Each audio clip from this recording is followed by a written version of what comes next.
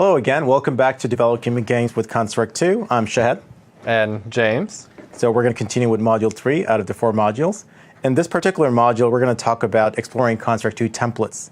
Now, as you've seen earlier, Construct 2 comes with a lot of different templates. When you start the software, you can click on Project or File New and start off with a new project. And every time you start a new project, you'll be able to select an existing template, or you can start creating something from scratch.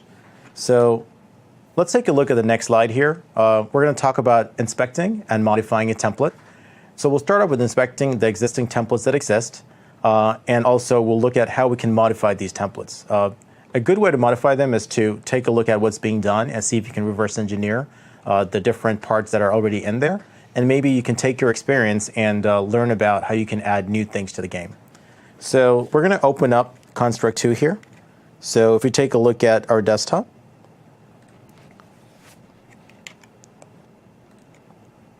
we will take a look at the Flapping Bird template that we have open. So let's move over to that. And while you're getting that going, I'll just kind of add to what we're talking about. These templates that we have, there's a couple that I've created, there's some that come from Construct 2, Yep. but they're just a great way to get started and not really have to redo all the code that's already been done for you. Yep. So it gives you a good starting point. You can get going, make some modifications, which we'll show you how to do, and get going quicker and easier than it would be to start from scratch like we were doing earlier. Right, and this is one of the ones that we're going to look at. So as we looked at in the earlier modules, we have multiple layouts and different event sheets that are attached to them. This particular template actually comes with Construct 2, and the way to get to it, if you click File, New, you'll notice that earlier it started with an empty project or some existing project. You can scroll down the list and look for this so-called Flapping Bird template that Construct 2 comes with, or you can search for flapping in this case and select it. So that's how you'd get something like this. We'll also take a look at how you can modify this to create your own version. So as we get back to our presentation, we'll take a look at what else you can do with it. So basically, the game templates we're going to talk about today are the Flapping Bird template, from which we'll build our own game called Gallant Glider. And then we'll go on to an infinite runner, and we'll look at an example called Ninja Cat Runner. You see a couple of sprites here which show the different frames of the Ninja Cat character, and you see he's running around. This is used to modify the existing infinite runner template. So next up, we have an infinite jumper, similar to the doodle jump type game that we looked at earlier, where you're jumping upwards. In this case, the screen is always moving. The platforms are always coming down at you. We'll take a look at how the same Ninja Cat character can be used to jump upwards as well. And finally, we'll wrap up with a couple of templates that James here actually came up with. One is a trivia template, and finally, a generic game template. This allows us to build any game. So can you tell us a little bit about the generic game template? Yeah, actually, we probably should have mentioned the generic game template first, because that's really the base for the trivia template. But Some of the stuff we did earlier with having the page navigation with the start page, the game page, the end page, and how those keep high scores and stuff like that is all kind of built into the generic game template that I created just as a kind of a head start that takes care of some of that stuff for you. And then the trivia template is basically built on top of that generic game template. So the trivia template adds some logic to read in a file with trivia questions and handles all the answering and stuff in the game section of the template. So it gives you a head start, just like all these templates do, and lets you get going a little bit faster. Right, so the key thing here is to not only give you a head start, but also reduce the amount of time you'll reuse to duplicate the work you've already done. So let's say you could build everything from scratch where you have to redo things you've already done, or you could use some of the existing templates, and you can also build your own templates and build upon that. So with that, let's take a look at the next slide, inspecting and modifying a template. So here, I talk about inspecting a template. So what are the two things we're going to look at? So earlier we talked about our layouts being the screens that are part of the game, and the event sheets that are part of the behavior and logic of the game. So in this case, let's take a look at the different layouts for one of these games.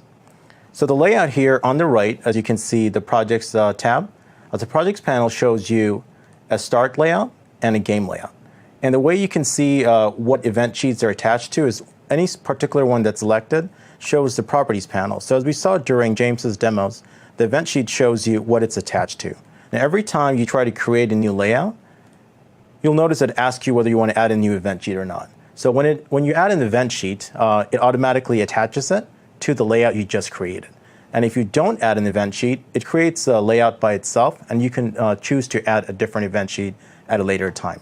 And one thing we did a little differently earlier was instead of just creating a new layout, I was duplicating an existing layout. So it actually didn't ask me if I wanted an event sheet. I had to go in manually and do that, Right. which is why what we did earlier seems a little different than what you're doing now. Yep, and again, there's many ways of doing things in Construct 2. Choose to do what you think is best for you, and do take a look at what others have done, so that way you can figure out whether it's easier for you or not. So on to the event sheets. The event sheets that we see over here for this template, you can see that there's the first column, the second column, the third column. We touched on these before, where the first column shows the object on which the event is acting on. The second one shows the actual event that occurs. And finally, we have the action that we can add. So one thing to recognize here is that an add action link appears under the existing actions. That means that when an action is added to a condition, you can add additional actions to it. So when this condition is true, these actions happen in sequence. So if I add another action here, after the first action happens, the second one happens after that. To add a sub-event, as we've seen earlier, we can right-click on any of the existing conditions and add sub-events or add another condition. And again, as we mentioned earlier, this is akin to having multiple if-else logic blocks. So when you pick apart one of these templates, take a look at how these are done. This one is very simple. It's only got 2 simple events. But the Game Events tab over here shows you a series of events. So as we go deeper into this particular template, we're going to find out how it all works. So with that, let's take a look at what the next item is on the list. Next, to figure out how to edit the existing events that are already there. So let's say we open up a template. There's a whole bunch of events that are there. You want to figure out how you can replace something without having to redo it. So one way to do that is to right-click on an existing action, and you can say add another action, or you can replace an action as well. You can also replace the object that the action acts upon. So right now, if you have a graphic that's here and you want to replace that object, you'll notice that it gives me another choice to add a different graphic. So here you're actually limited to something that's interchangeable with the object that's already selected. So you can't just replace a tiled background with the system object, but you can replace one tiled background with another tiled background, something that's equivalent. So it's actually a new thing for me. I didn't realize that, because I would always have to go back to get to the object, and then go back forward to select the action for the object. But it's a good point, because not only are you taking what they have, but you want to change and customize for your feel and your game, right? Yep. You want it, excuse me, to be exactly what you want it to be, and you want to take whatever you can leverage and just kind of change that and customize it to fit your game. Right. So again, make sure you try out things that are available in the system, but also look at what other people are doing. So with that, let's take a look at what's up next. So I have a bullet point over here that says objects, properties, and layers. So what does that mean? It means that for every object that's selected, it has properties that you can view and edit. It also has different layers that it can belong to. So if you take a look at our game layout, in this case, there's a bird sitting on the screen. By clicking on the bird, either from the main game screen or from the side panel here, we see that the property panel has changed. So in the properties panel, we can change things like the behaviors and other things that are already here. We can also check to see what layer it's on. So in this case, I only have one layer in this game, but if you had multiple layers, you could change the layer of something after having added it. So when I right-click here and say, Insert New Object, I'm adding something, it automatically gets added to the layer that's currently selected. So in the Layers tab, you'll notice there's that one layer. But in some of the examples we'll see today, you'll notice that there's multiple layers in some games, and you can choose to add to a layer by having it pre-selected. And you can also change the layer for any object simply by selecting it and then changing the layer. Yep, and we saw that earlier in both demos. We had different layers. In the first one, we had in the Ghost Shooter, we had a layer for background, for game, and for the heads-up display. And then we had a similar thing in the Golden Ball demo, where we had a background basically, and in the foreground was the game. Yep. So don't worry about making mistakes. Once in a while, you'll notice that you do things that you may not intend to do. But you can always go back and change things around. And the shortcuts really help here. So if you hit Control-Z at any time, it'll undo most things. And by most, I mean sometimes you might move something around or change something that you may not have intended to do, may not undo. But for the most part, moving a position of an object or adding a new event, changing those actions that you see on the screen, those can easily be undone. Control Z should definitely be your friend. Yeah. during Also the process. Control S. So Control S for saving Yep. and Control Z for undoing. All right, so with that, what about modifying the template before you publish? So right now we looked at an existing Flappy Bird template that Constructor comes with. If you want, you could publish that as is, but it is obviously just a clone and a template that's available for learning. The best way to publish something is to make it unique, make it your own. So as we have seen in my version of the screen that you can see here, it says Gallant Glider. It's about a hang glider who literally flies through the air, and he tries to avoid obstacles. Again, very similar to this so-called Flappy Bird clone that we've been using, which is in itself a clone of the popular Flappy Bird game. All I did was I replaced all the backgrounds and graphics in the game and changed some behaviors so that it also tracks a high score.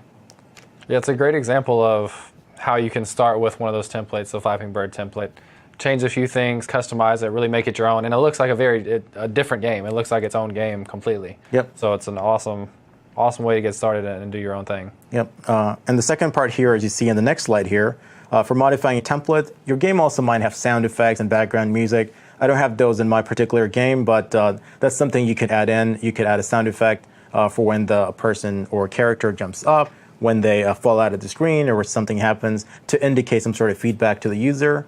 Again, just as we had added some invisible objects, such as mouse, keyboard, browser, and other invisible objects which the game uses, we can also add an audio object. And we'll see how to do that as well. Yep. And just to kind of add on, we're starting with these templates, but that doesn't limit you to anything. Yep. You can take the template and you can just take whatever you want and delete the rest of it and kind of change it. So you don't even have to follow the majority of what's there. It's just a starting point and you can change whatever you want. Yep. So here I have a little note down here on my slide. It says it's pretty important to attribute the original author as appropriate. And the reason you do that is because sometimes you'll find free things on the internet, but there might be some rules on how you can share and redistribute that material.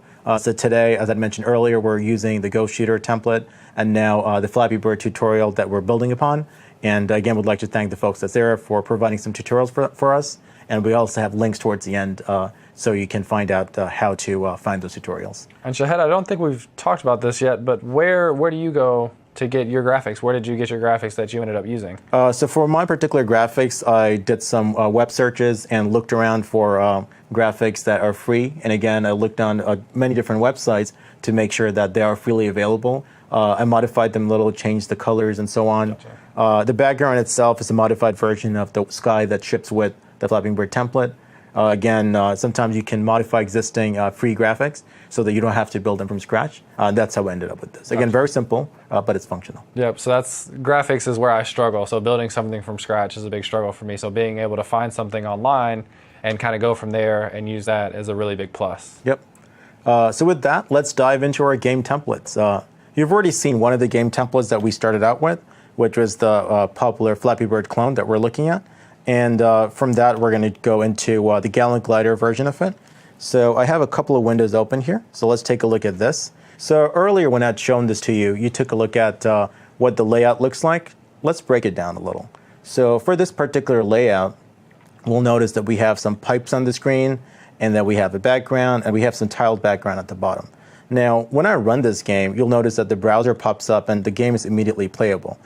But now it flips back to the title screen. The reason it does that is because the Run Layout button by default loads the current layout that's in display. But you really want the game to start off with the Start layout. So let's click on Run Layout from here, and you'll notice that the game pops up with the Play button and the Start screen. Now, how do you make sure that your game starts from this particular screen? The way you do that is if you go up to your project, all the way up on the project panel, you'll notice that there is actually a first layout defined. So by default, it defaults to whatever layout you have at the beginning, which is your start layout. But you can also choose something for a particular one to start. Now, I know Run Layout launches only the currently viewed layout, but when you set the first layout, after you export or publish the game, that's when the first layout kicks in. That's a good thing to make sure that you do right. Yep. Because if you publish a game and it doesn't go to the right screen, then it gets kind of awkward, right? So you want to make sure that you set that first layout to the one that you know will be the first layout you want the user to go to. Yep, and that's a great point because I could go ahead and run my game and debug it and run it all the time from the start layout. But when I publish the game, if I forget to make sure this is the first one or that the start layout is selected, it's not going to work. Right. Yep.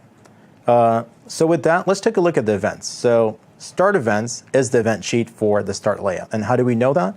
It's because if we take a look at the start layout, click it on the right, we'll notice that the event sheet is called start events. So with that, let's open up the start events event sheet. That's another thing about naming. When you name things appropriately, yes, you can go back and double check, but you kind of know the start layout is associated with the start event sheet because you name things appropriately. So the more descriptive you can be with your naming, the better off it is for you to read, and then especially if it's a template for other people to read and be able to use as well. Exactly. So when you start off, you can have one or two event sheets, one or two layouts. Maybe they're called event sheet 1 and event sheet 2. When you start cleaning up your project, it's best to have something more descriptive. So here we have two simple events which we saw earlier, and let's figure out what these do.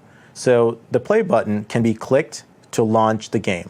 So this is very simple. As we saw earlier, James had added some events to his previous games.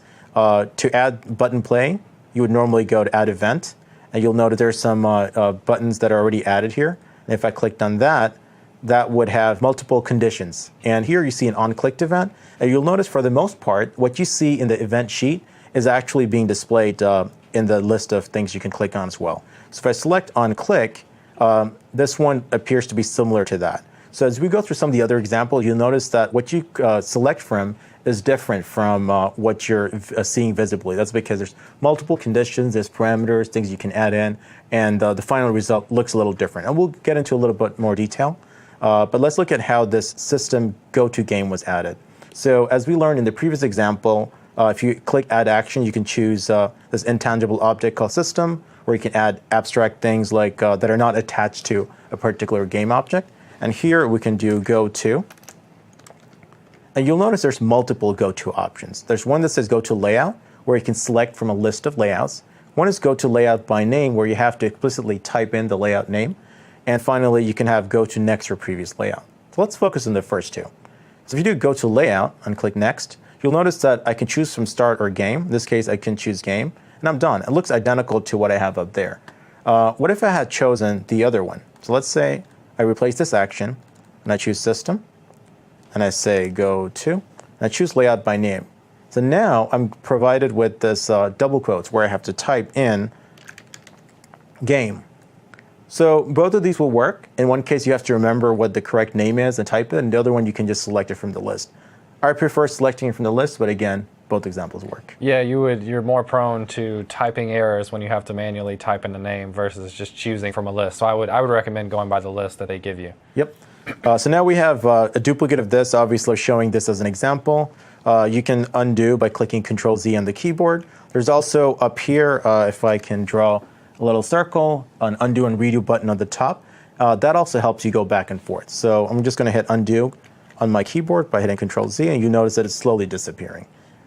So now let's take a look at the second button there. Again, it's very similar. I've just showed you how to click on unclicked and add that as an event. In this case, the browser object is very similar to how James had added links to the Twitter page and the other web page as well.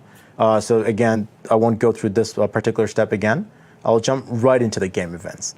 So this may look a little intimidating at the beginning, but one thing you'll notice is that some of these have large bold text, which I'm going to collapse. So these are called groups. So the way these groups are set in each of these templates is they're organized so that things are logically grouped together, and you can easily collapse and expand them. So they don't affect the actual performance and functionality of the game, but it's a great way to figure out how these templates work. And this goes back to the readability for people who are going to use something that you create later on, or maybe you create it and then you go back later and look at what you did, and maybe you get a little confused. The more organized you are, the better it is for people to read, to go back and understand what you did. Yep. And the more experience you have with kind of architecting these Construct 2 projects, the better you'll get at organizing them and making them the most readable and best way possible. So. Yep. So now we have, at the bottom of the screen, we'll have the ability to right-click and add additional things. So you notice there's an add event link at all times where you can click on and add new things. You can right-click and add event. When you right-click, you do have options for comments, groups, and global variables. Now, this is the way the groups are added. If you click Add Group, and I can say my group of things, or whatever else you want to call it. and click OK, and that adds a group. And if you add an event within that, it adds the events right underneath it. So again, that's a way to add these groups, as you can see, exists in this template.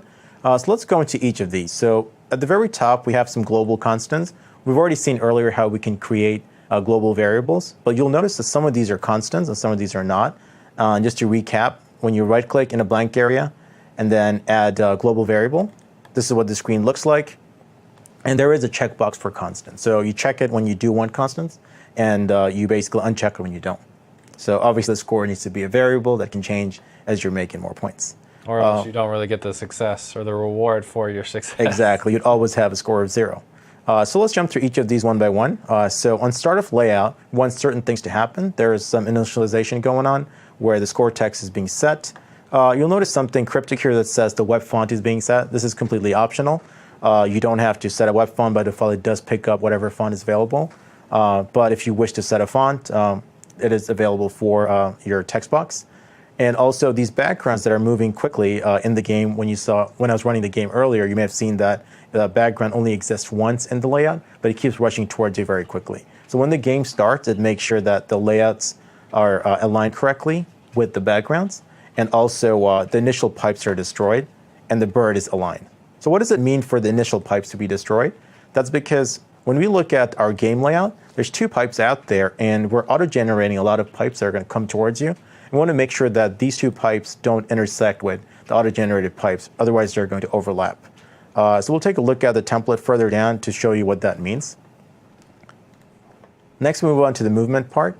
This is really small, so the touch actually takes care of the click. And I believe we talked about that earlier as well. This is really important to note because if you just add a mouse click, that won't handle any touch events. But if you handle touch events, it'll take care of clicks, and it will take care of the mouse clicks in addition to your touch events. Yeah, so that's really the best way to go with the mobile stuff that we're doing, because we're talking about phones and tablets and touchscreen laptops and big touchscreen monitors like this, where you have to be able to support both if you want to get all the users that are out there. Right. So over here, what we're saying is that on touch, the bird sets an angle to a certain number of degrees, and it jumps upwards. Now, if you recall, we talked about the coordinate system where y goes down. So having a negative jump strength going upwards makes the bird jump up when it starts out. Now, there's also an angle set value for 320 degrees. It starts off at a horizontal plane, and it goes in a circle, if you can imagine a circle that is counterclockwise. And so 90 degrees would be towards the bottom, and 320 is all the way around, almost to 360 degrees. So the way that's set, if you recall, I mentioned earlier, sometimes when you look at it, you don't know how this was set. So if I add a new action, I'll show you how that works. So if I had selected bird as an action, you'll notice it says set platform vector y. So if I start typing in set platform vector y, you'll see there's nothing there. So what if I just say set, and I scroll down to see what the platform section is? You'll notice there's something called set vector y. So when I select that, it's basically setting the y vector for the platform behavior. So that's where their name comes from. So in case you can't find the name exactly as it appears, start typing it slowly and just scroll up and down to see if you can find it. And once you know what it is, now you know better, and you can type in set vector y. So that way I can select set vector y. And here the value is being set to negative jump strength. I could have set it to a negative integer value, or I could just type in jump strength. You'll notice that that's one of the constants I had added above. And I can select it, and I can click done, and that looks exactly like this value up here. So I'm going to undo that. So I'll be doing this a lot. We'll look at the template. We'll see how to recreate some of these, and if we've already covered it, I'll just mention it in passing. Set angle should be pretty easy. If I add action for the bird and type in set angle, you'll notice there is an option that says set angle. And if I select that, I can actually type in 320, and that's what creates this. So let's undo that. So what that does is make sure that every time you touch it, the bird rotates just a little. So let's actually run that, see what it looks like. So see how the bird is, every time I click on the screen, it's sort of rotating just a little. So that's what. And then when he's falling, he's rotating a little bit to face downward. Yep. Which is, I think, the next step that you'll get to. Yep. So there's another system here, system every tick action. So we talked about a tick is not really a second. It happens several times a second. In this case, it could be 60 frames a second. So let's not worry about how many times per second. If you just want something to be done at all times, make sure that you use system every tick. So it just happens very frequently. So in this case, I've said rotate 60 times. There's something called DT over here. So this one's a little tricky. First, I'll show you how to add something like rotate. So when I chose bird and I said rotate, and the key thing to notice here is there's the word rotate and the word clockwise. So if I choose rotate clockwise and click next, I can add a formula. So if I type in 60 and multiply it by dt, so what is dt? It's a built-in variable called delta time, and it ensures that if you multiply it by the number of times per second, it smooths out your game. So regardless of how powerful your computer is or what the frame rate is, delta time is something you don't really have to worry about. It's something you can use to make sure you can use time-related variables without having to worry about how quickly a CPU is running. So if I run that, notice that that looks identical. So the way I found that is actually look for rotate clockwise instead of looking for rotate 60 degrees, because again, that's the parameter. Right. So the thing that appears finally is a combination of what I added and the parameters I added. So we touched on collisions just a little. These are all identical, so I'll run through these really quickly. Basically, all of these four collisions is with the bird and different things on the screen. There is the bottom pipe, the lower pipe, the bird being outside the layout, and the bird overlapping the ground. So obviously, we don't need to check if the bird is overlapping the lower ground, because there's two levels of ground, if you remember on my screen right here. There's the green and the orange. So if we go back to game events, we'll notice we only need to check the collision with the green. And we're doing the same thing for all of them. So notice the template that it ships with shows you how to go to the start layout. It used quotes in this case, and the other ones it used go to layout with the start being selected from the drop down. But it does the same thing. So this is one case where you could have actually replaced it with the function. So if you take this template and you want to make some changes to it, this is a great place to reduce this into a single function. Yep, and that's what we did with the lose event function. Yep, for golden ball. Right? For golden ball, yeah, exactly. Yep. So if in this case, it didn't really make as much sense because there's just one action you're repeating. Yep. But if you're doing a couple of them that you're repeating, a function is a great way to go. Yep. So next on the screen, we have the scoring group over here. So you'll notice in all of these templates, they actually have very nice comments. So in case you forget what it's doing, again, you can take a look at these comments. In this case, it's checking to see whether the bird has crossed over the bottom pipe or not. And you'll notice these two things are stuck together. They're both at number 12. So after the first one was added, the second one was added by clicking add and add another condition. So that's sort of like checking an if statement with two things that are also happening together. These actions are a series of actions, and all three of them happen in sequence if only these two conditions are true. And those events can get a little tricky when you have nested sub-events and if events and else and yep. extra conditions and or conditions. They get a little tricky, but they come with time of just kind of playing around with them and seeing how the logic works. Right. So again, I'll learn from experience. So let's take a look at these two things here. So we see x is less than bird equals x. So how was that added? I'm just going to say replace condition to see how that works. So as if I'm going to replace it, you'll notice there's something called x is less than bird x. So in this case, bottom pipe is the main object. So if I select bottom pipe, and if I start typing in compare, and why do I do that? That's because compare is used for comparing variables to see either greater than, equals to, or less than.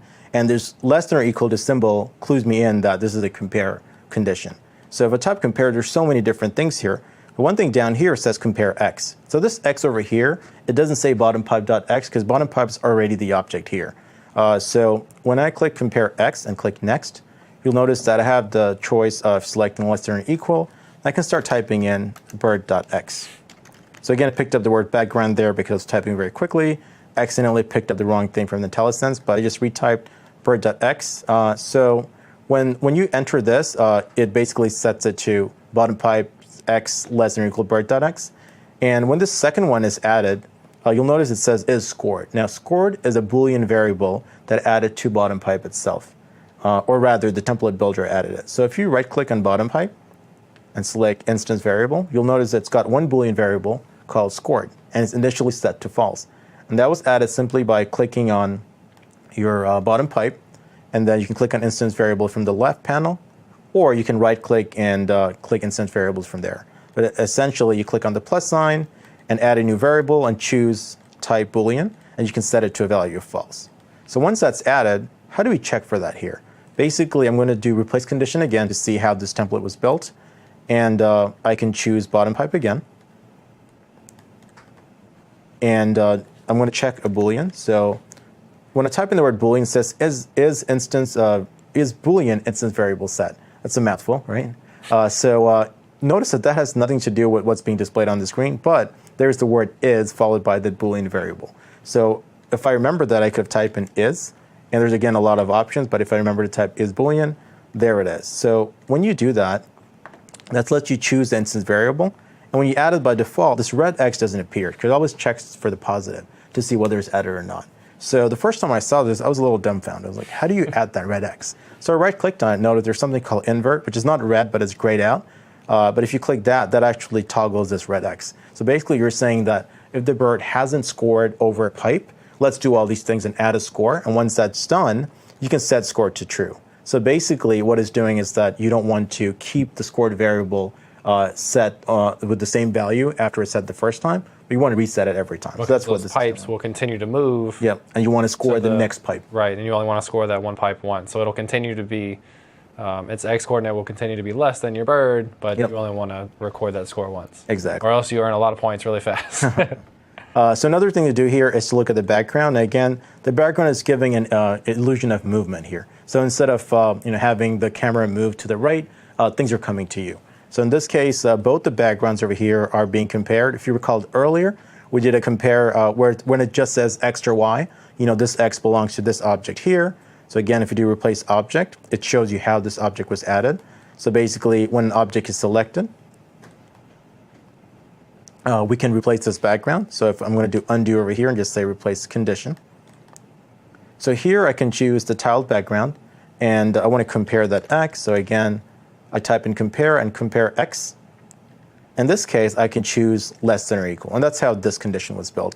On this side, you'll notice it says set X. So this one looks a little tricky. Again, it's one of those things where you look at the template, you don't know how it was built. But if I choose the tiled background, you notice I can type in set, and it has two things here, set Boolean and set value, and towards the bottom here, two more things, set X and set Y. In this case, it is a set X because it's for this particular item. So X and Y, although are sort of like instance variables that belong to the object, they come with this particular object, just as position, width, height, and X and Y. So these are separate from the instance variables that you add manually. So if you had another instance variable, you would add it through set value. If you had an instance variable that's a Boolean, you would add it through set Boolean.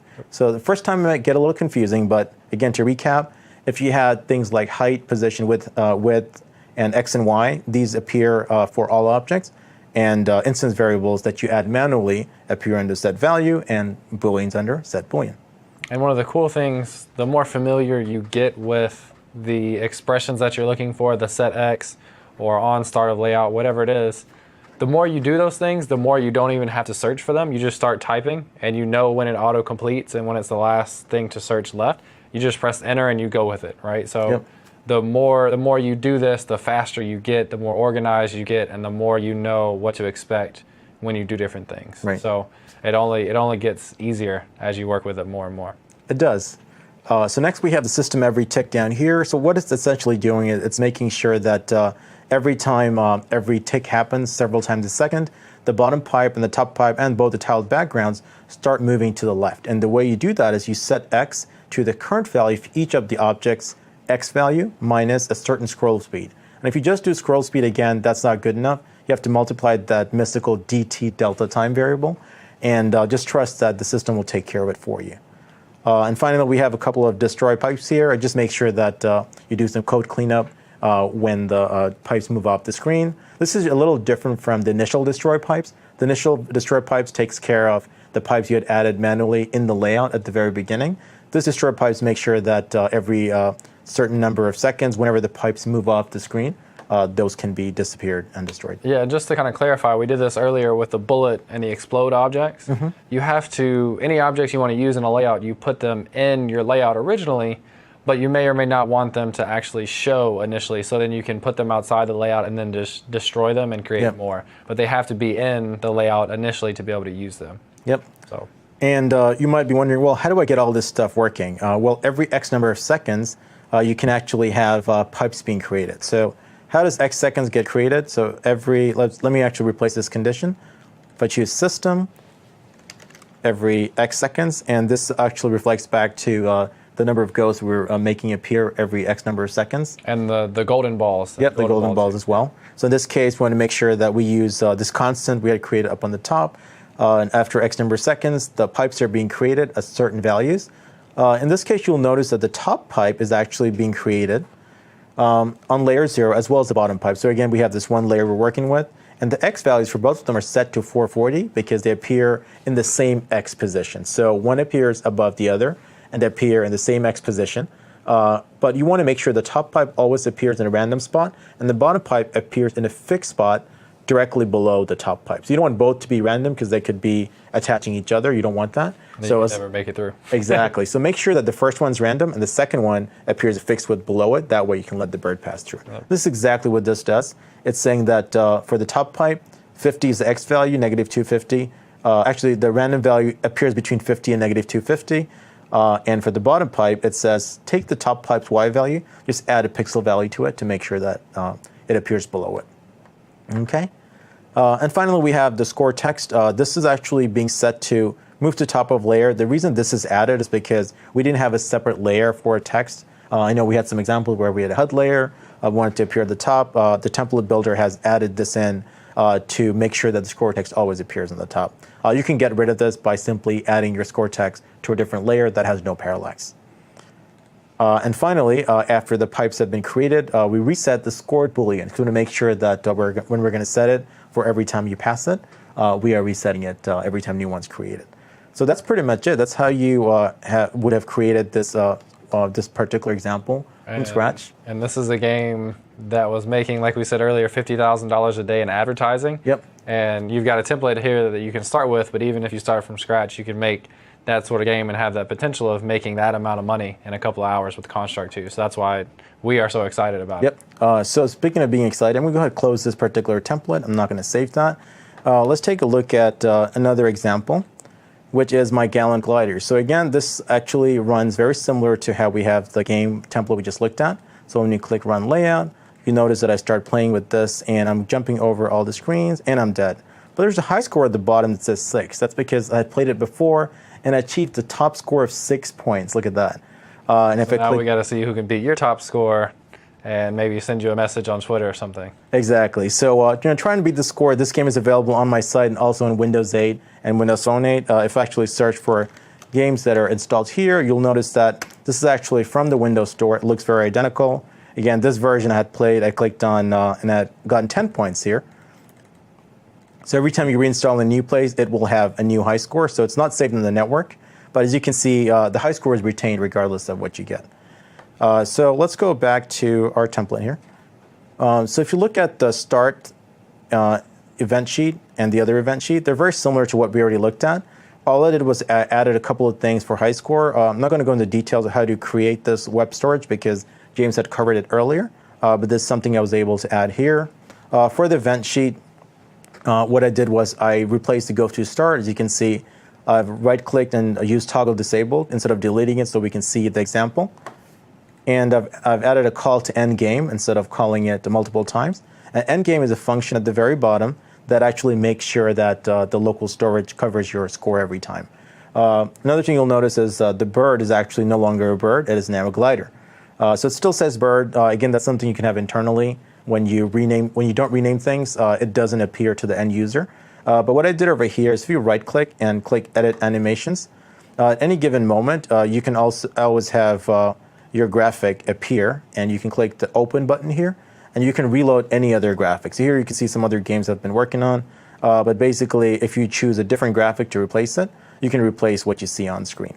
Same goes for the tiled background. Right-click, Edit Image, and here I can click Open and replace the tiled background to be something else. So that covers how we take an existing template and rebuild it to make our own, change some behaviors, make it unique, and it's ready for publishing. So let's move on to the other templates. So the reason we went really deep into the first template is I wanted to show you how to deep dive into all the events. For the next templates we'll look at, we're going to gloss over them, but we won't go too deep in each of the actions and events because we've covered a lot of things. And it's a great skill to have because although we're going to cover how many 3, 4, 5 templates we're going to cover, there are maybe 10 more that are built into Construct 2, And then the same concepts apply if you basically get a project from someone else and they've done a new template or I create another template. Yep. You know how to go through and figure out what the person who created it is doing, how to update it, how to change it, and make your own game. So it's a really good concept to know how to work with. Exactly. So up next, we have the infinite jump link template I'd mentioned earlier. I mentioned that it's also a clone of the popular doodle jump, where you can move upwards, but the screen actually moves downwards towards you. And I have edited this, and this to show you an in-game progress. So basically, here's a game which I started building using the Ninja Cat character that I already used before. Again, the way the place's character comes from is when I first published an Xbox 360, I'd released a game called Angry Zombie Ninja Cats. It was a full platformer, a cat running around dressed up like a ninja, shooting stars, fighting with swords. And I wanted to build something simpler for touch-based systems. So I made sure that I just used the main character's graphics, and I reused it to build over here. So notice here it says left and right arrows or tilt mobile device. If I go back to Construct 2, I'm going to go ahead and open the character for infinite jumping. So let's go ahead and open that. And this is what you're about to get to, I think, is one of the cooler features that Construct 2 has, is the ability to to know that you're building a game for a mobile device and be able to use the accelerometer to be able to tilt the device left and right, just like you would in Doodle Jump, to be able to move left and right in the game. Exactly, and we'll see how that's done. In the event sheet, again, don't pay attention to all the things over here if it looks intimidating. Just know that you can make these your own by, again, changing the graphics and adding additional behaviors, maybe adding a start screen. Right now, you'll notice there's only one layout. Again, when you're releasing a game, always add a start screen, add things that make it unique. So in this case, I right-click on this particular object, clicked Edit Animations. When I hit Open, I was able to add my own character. If you take a look at the event sheet, the one thing I wanted to point out was the touch object. So if you keep scrolling down, you notice something called touch, and it says gamma orientation. So if I right-click and do replace condition, and I'm going to choose touch. So if I scroll up and down, you'll notice that it says compare acceleration, compare orientation. And I can actually do this, and compare orientation lets me choose alpha, beta, and gamma, and it detects compass direction. Beta is front to back tilt, and gamma is left to right tilt. This is something you can check for if the person is moving left and right. That's another way to play the game. It's a great thing they've already included into this template. Again, if you click left and right arrow on your keyboard, it works as well. Let's go ahead and run it, see what that looks like. So again, I'm going to hit left and right arrow on my keyboard because I'm on a computer screen. I can't move this left and right. And you do have the wrapped behavior too, yep, right? so if I move to the right, it comes out from the other side. I killed you, I'm sorry. So again, that's another way to make sure that your game runs on multiple devices. Over here, you'll see something that says allow the player to wrap run to left and right. All this is doing is if you move too much to the left or too much to the right, it resets you on the other side. And they do have the wrap behavior. They do it a little differently here because the wrap behavior by default also wraps top to bottom, yep, which they didn't want. They just wanted to go left and right. So that's why they did it custom. Right. That's a great thing to know because basically you can use the existing behaviors that appear inside the game tool. And if you want to build your own, in this case, we've added additional things, or rather, the template builder has added additional things. So how did I go about and change it to mine?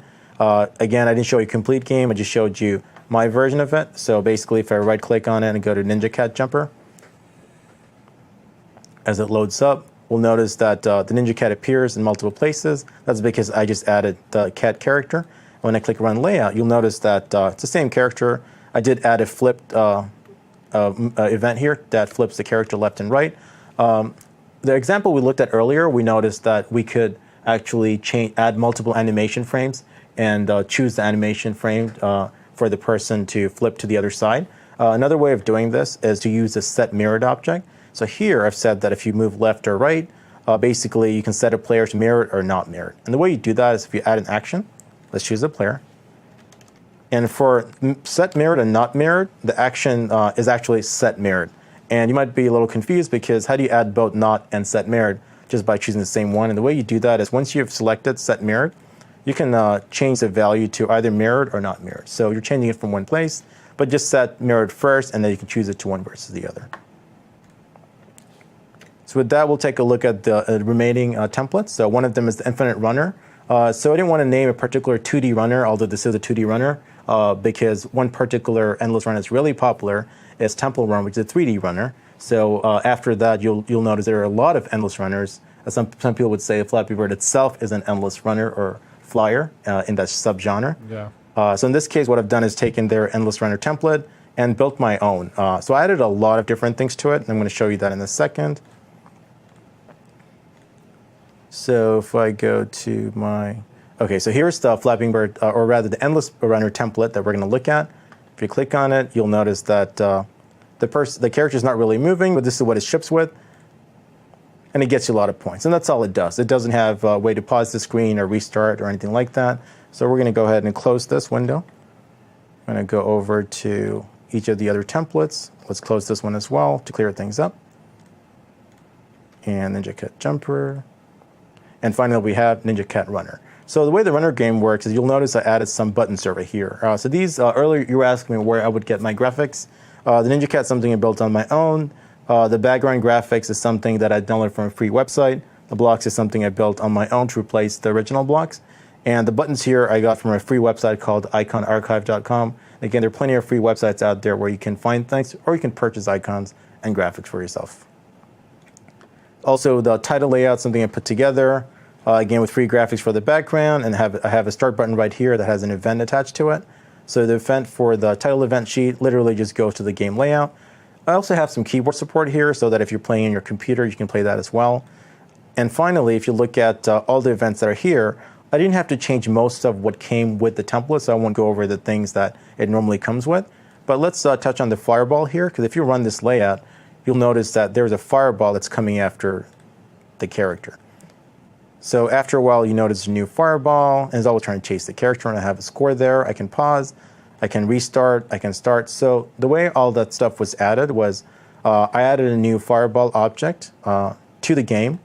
And the way that's added is actually at a particles object. So notice when I click the fireball, it said that the plugin is particles. So if I right click and insert new object, I added this particles object here. And once you add particles to something, you'll notice in the instance variables and behaviors, it's got things that are unique to it. And I chose a type of continuous spray. And what that does, it makes sure that the fireball is always spraying at you. And it has certain rates and spray cones that it comes at you. And also, if you look back at the event sheet, you'll notice that the system creates a fireball every 5 seconds, and it sets a certain position. So it always sets it at the same spot. It doesn't really do anything. It's just there for visual effect. And finally, if we scroll all the way to the bottom, you'll notice I have all these events here for touching the buttons. So basically, I've said, if you're playing the game, pause it when I hit escape or hit the pause button. When I hit enter or hit the resume button, it continues. And I can restart by clicking the restart button. And again, this is something you can add by simply doing add event and add each of the buttons that I added to the game. These are all just graphic files. And for each of the graphics, I added a condition, which is when a certain key is pressed, which we had covered earlier. And then system object you should already know about. It goes to specific layouts and resets either the layout or global variables.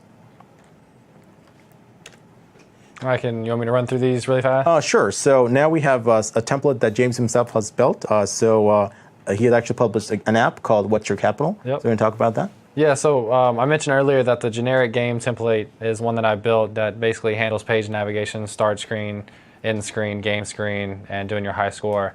And I did the trivia template on top of the game template, and what the trivia template does is it allows you to store questions and answers in a text file, read in from those text files, and then display them to the screen, be able to choose correct answers or not if you don't know the answer. Keep track of score, all that kind of cool stuff. And it does all that for you. Yep. Right, so do you have the GitHub page open? I do, yes. So let's go ahead. On my GitHub page, it's github.com/jqquick223. There it is. Okay, so, and then if you go into Construct 2 templates. Yep, I'm there. Okay. And under the Construct 2 templates, you'll see the game template and the trivia template.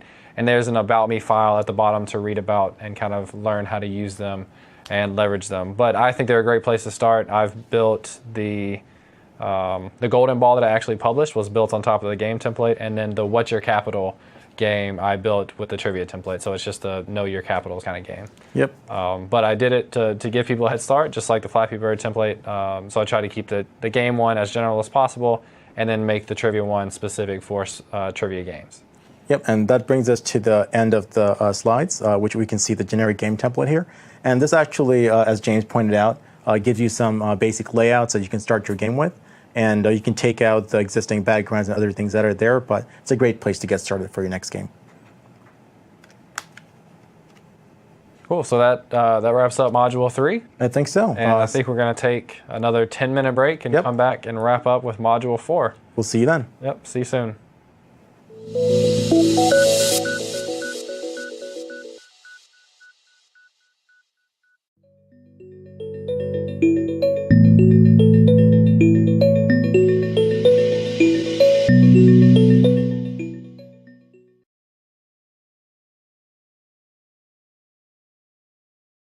And welcome back to Developing Games with Construct 2. This is the fourth and final module of today. And I'm Shahid again, and this is James. So we're going to talk about how you can export and publish your game.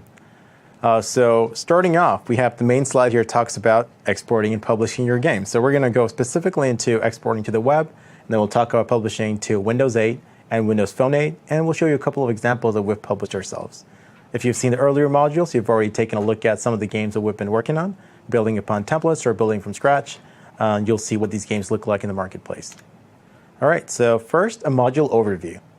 For exporting your game, we're going to look at how you can update your project settings, because some of the default project settings don't really carry over properly to the store. This includes the name of your project, the description that you have for your game, and also some other things like graphics and store logos that we're going to see in a few minutes. Next up, we have exporting to the web process, and this will make sure that your game becomes an HTML5 and JavaScript game that runs on any modern smartphone browser or any computer browser. So basically, any browser that supports HTML5. And this is what we talked about at the beginning, where through the HTML5, basically a web app or a web game, you can indirectly go to any platform, so Android and iOS, through PhoneGap or something like that. Yep. But we do have the direct support to come straight to Windows 8 and Windows Phone. Exactly.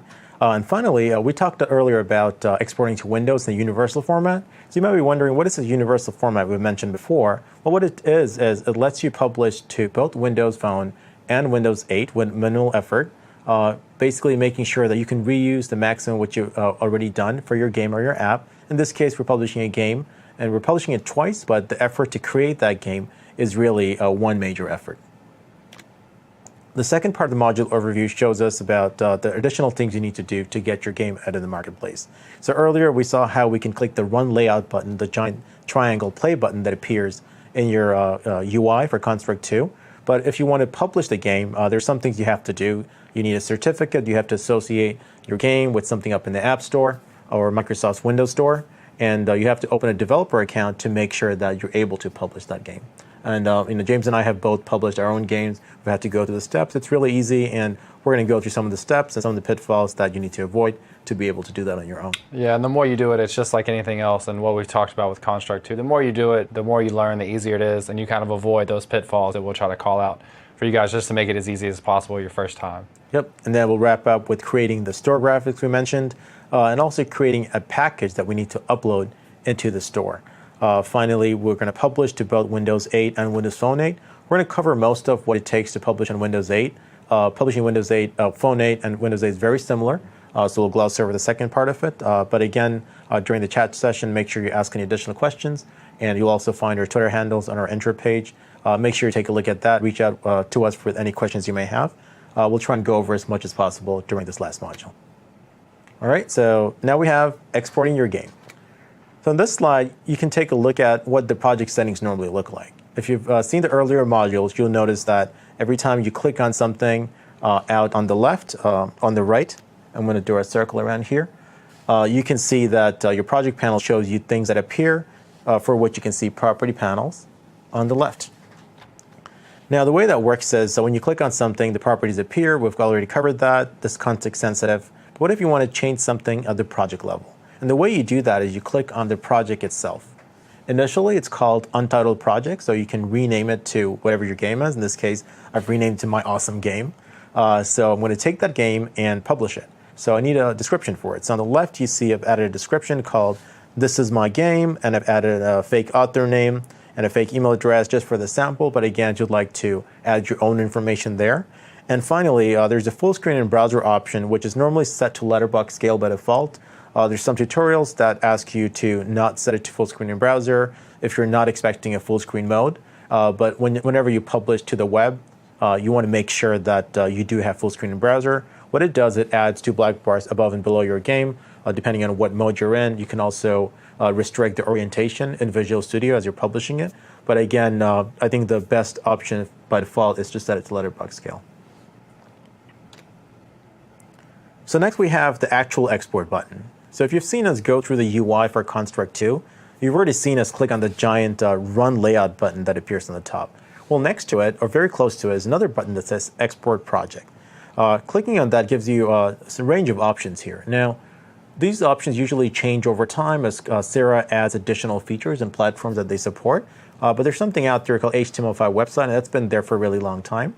And it lets you publish your game to a website. Now, it doesn't immediately publish it to a site that's available publicly, but once you get it out there onto your hard drive, you can take that and upload it to another site. And you could do through Azure or something like that. You could do an Azure website and just kind of point to that website folder, that project folder for the website. Now, let's take a look at what that looks like. So if I go over to Construct 2, here I have my own version of Gallant Glider, which we looked at earlier. I can run this game, pops up in a browser, and I'm playing it, all looks great. Now I'm ready to publish it. So if I go back to Construct 2, I click on the Export Project button. You notice that I can scroll all the way to the top, and I can click on HTML5 website. And when I click on that, I click Next, and you notice it already has something filled in. I always recommend changing this because by default, it sets it to my users folder, it sets it to the desktop folder within that, and creates a folder on its own. It doesn't usually ask me whether I want to replace it or not. So what I can usually do is when I select this, I always need to select an option, or rather a path that I want to publish to. So in this case, let me go to my Glider folder where I've been publishing my game several times. You'll notice a bunch of check marks on my screen, some exclamation marks. I've been running this through source control just to make sure I have a copy of it. So again, I would highly recommend using source control if you have it available. There are many different available options in the market. Just use whatever fits your needs the best. So in this case, I'm going to go ahead and copy this path. You can also click the ... and select your own path. I would suggest leaving the default options for subfolders for images and media, and leaving the PNG compression as standard. So you could do the brute version of the PNG compression. It is very slow, so don't worry about that. And finally, there's an option to minify your script. So let's take a second to talk about that. When you minify a JavaScript file, what it does is it compresses the contents of that file, makes it virtually unreadable to a human being, although the computer will still be able to run all your code. Your variables might be shortened, all the white space might be removed, things might be a little more compressed, and also easier for the computer to run. But it also makes it more difficult for a person to then open your JavaScript file. So it's a good option to have that checked. But one thing it does say is you must have Java installed to run the minifier. Now, Java usually comes with either a JVM or some other Java virtual machine that runs on your local machine. If you have a 64-bit Windows machine, chances are you may have the 32-bit version of Java installed. So there's one error message that Construct 2 users frequently get is when they click the Next button, and if they click the Export button after choosing normal style or any of the available styles, you notice it starts exporting the project, and it asks you, or it lets you know that there's some sort of error, but the script, although the script has not been minified, the exported project should still work. What that means is that because I have a 64-bit Windows and the 64-bit version of Construct 2, it wasn't able to use the 32-bit version of Java that I had installed because I already had that version of Java installed to work with my 32-bit browsers. In this case, I didn't bother to install the 64-bit version of Java because I'm not really concerned with the minification. If this is something that concerns you, I would highly recommend then manually downloading the 64-bit version of Java, which should take care of this issue. Again, not a major issue. It is your personal preference. So when I click OK, the final thing I notice is it says Open Destination Folder. In this case, I can click on Open Destination Folder, and it shows all the files that has been recreated.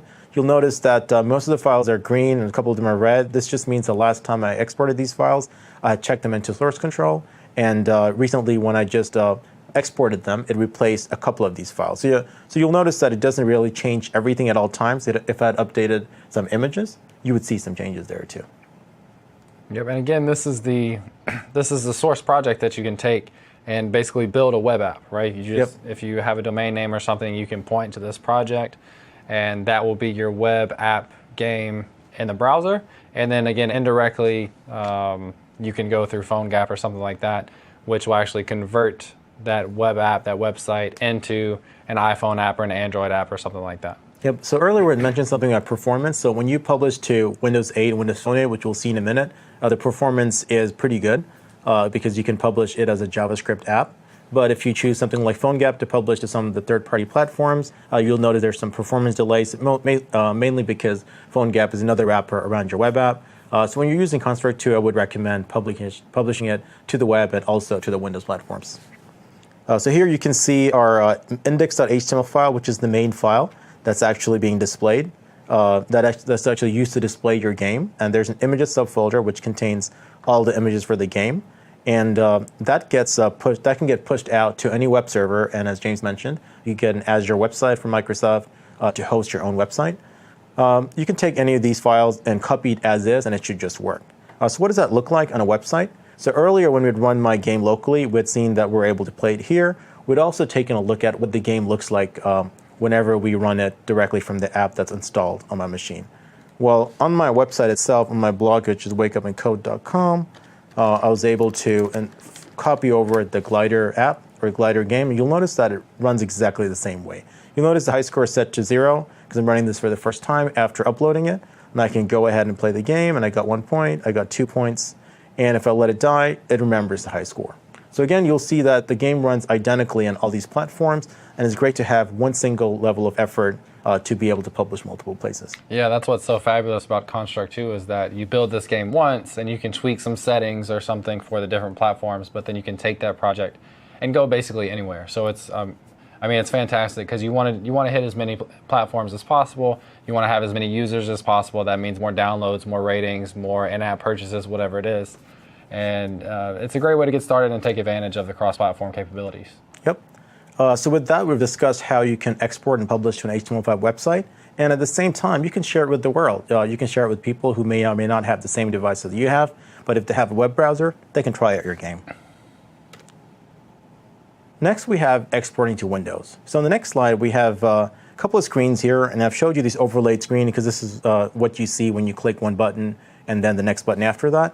So essentially, clicking on Export Project, as you notice, gives you multiple places to publish your game to. One of them is Windows Store. If you've used earlier versions of Construct 2, you may have noticed that Windows 8 and Windows Phone 8 appears two different options.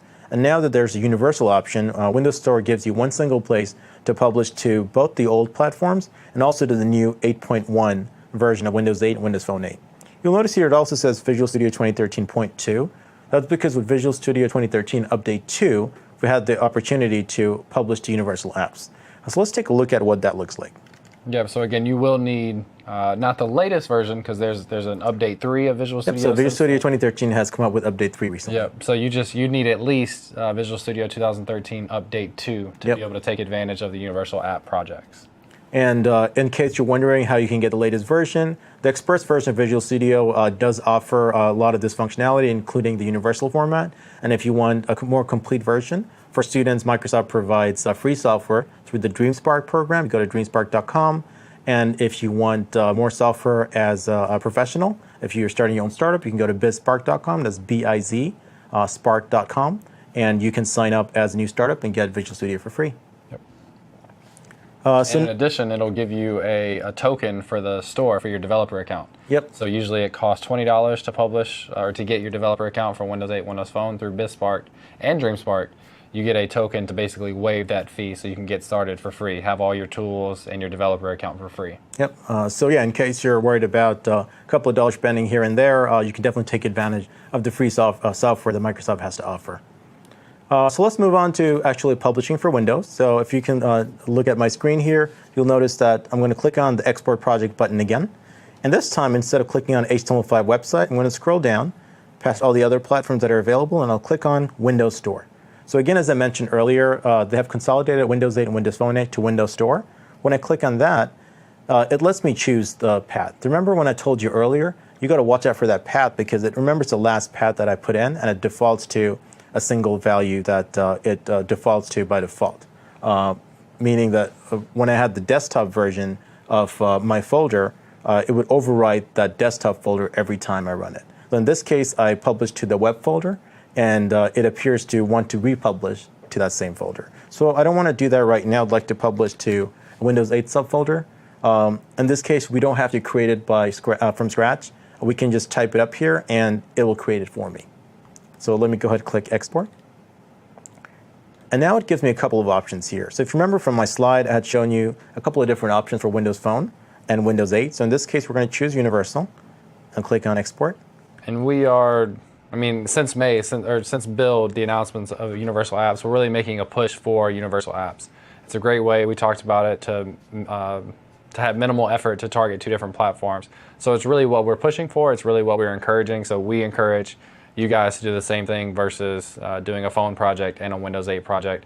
Do a Universal, it's got it all there in one project, which you'll see in a second, and you can kind of go from there. Yep. So the next step here is that after my project successfully exported, I've chosen to minify the files, but again, because I don't have the correct version of the Java engine, we've intentionally avoided that, and we've now got into the stage where the app has been exported. So let's go ahead and open the destination folder. Again, you'll notice a bunch of red exclamation marks because I had exported here before. Again, based on the source control system that you use, you're going to see that files change. And this is a great way to see what changes between one export versus another. Let's go ahead and open up Visual Studio here. So when I go to Visual Studio, you'll notice I'm actually logged in at the top. So I've used the account that I'm going to publish with. So make sure you're logged in correctly. And when you're publishing and associating with the store, you're going to be prompted to go ahead and sign in again, and you're going to have to associate your game or app with the item in the store or create something new. So let's go ahead and open that solution that I had just published to, which is the Win8 subfolder. Let's go ahead and open that. And while that's loading, one thing that we talked about we had an issue with is you have to verify your account when you go to publish through Visual Studio, so that'll send you one of those text messages or an email with a token that you can verify your account with.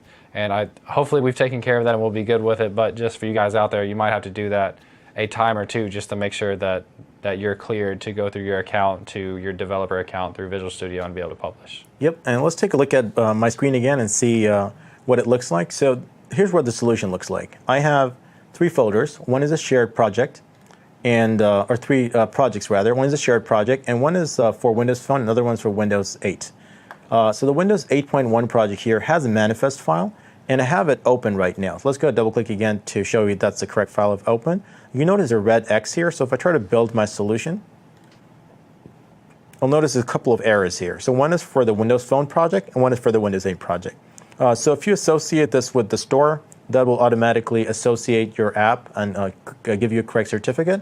But if you still want to run it locally, a good way to get around that is to click on Packaging and see where it says Choose Certificate.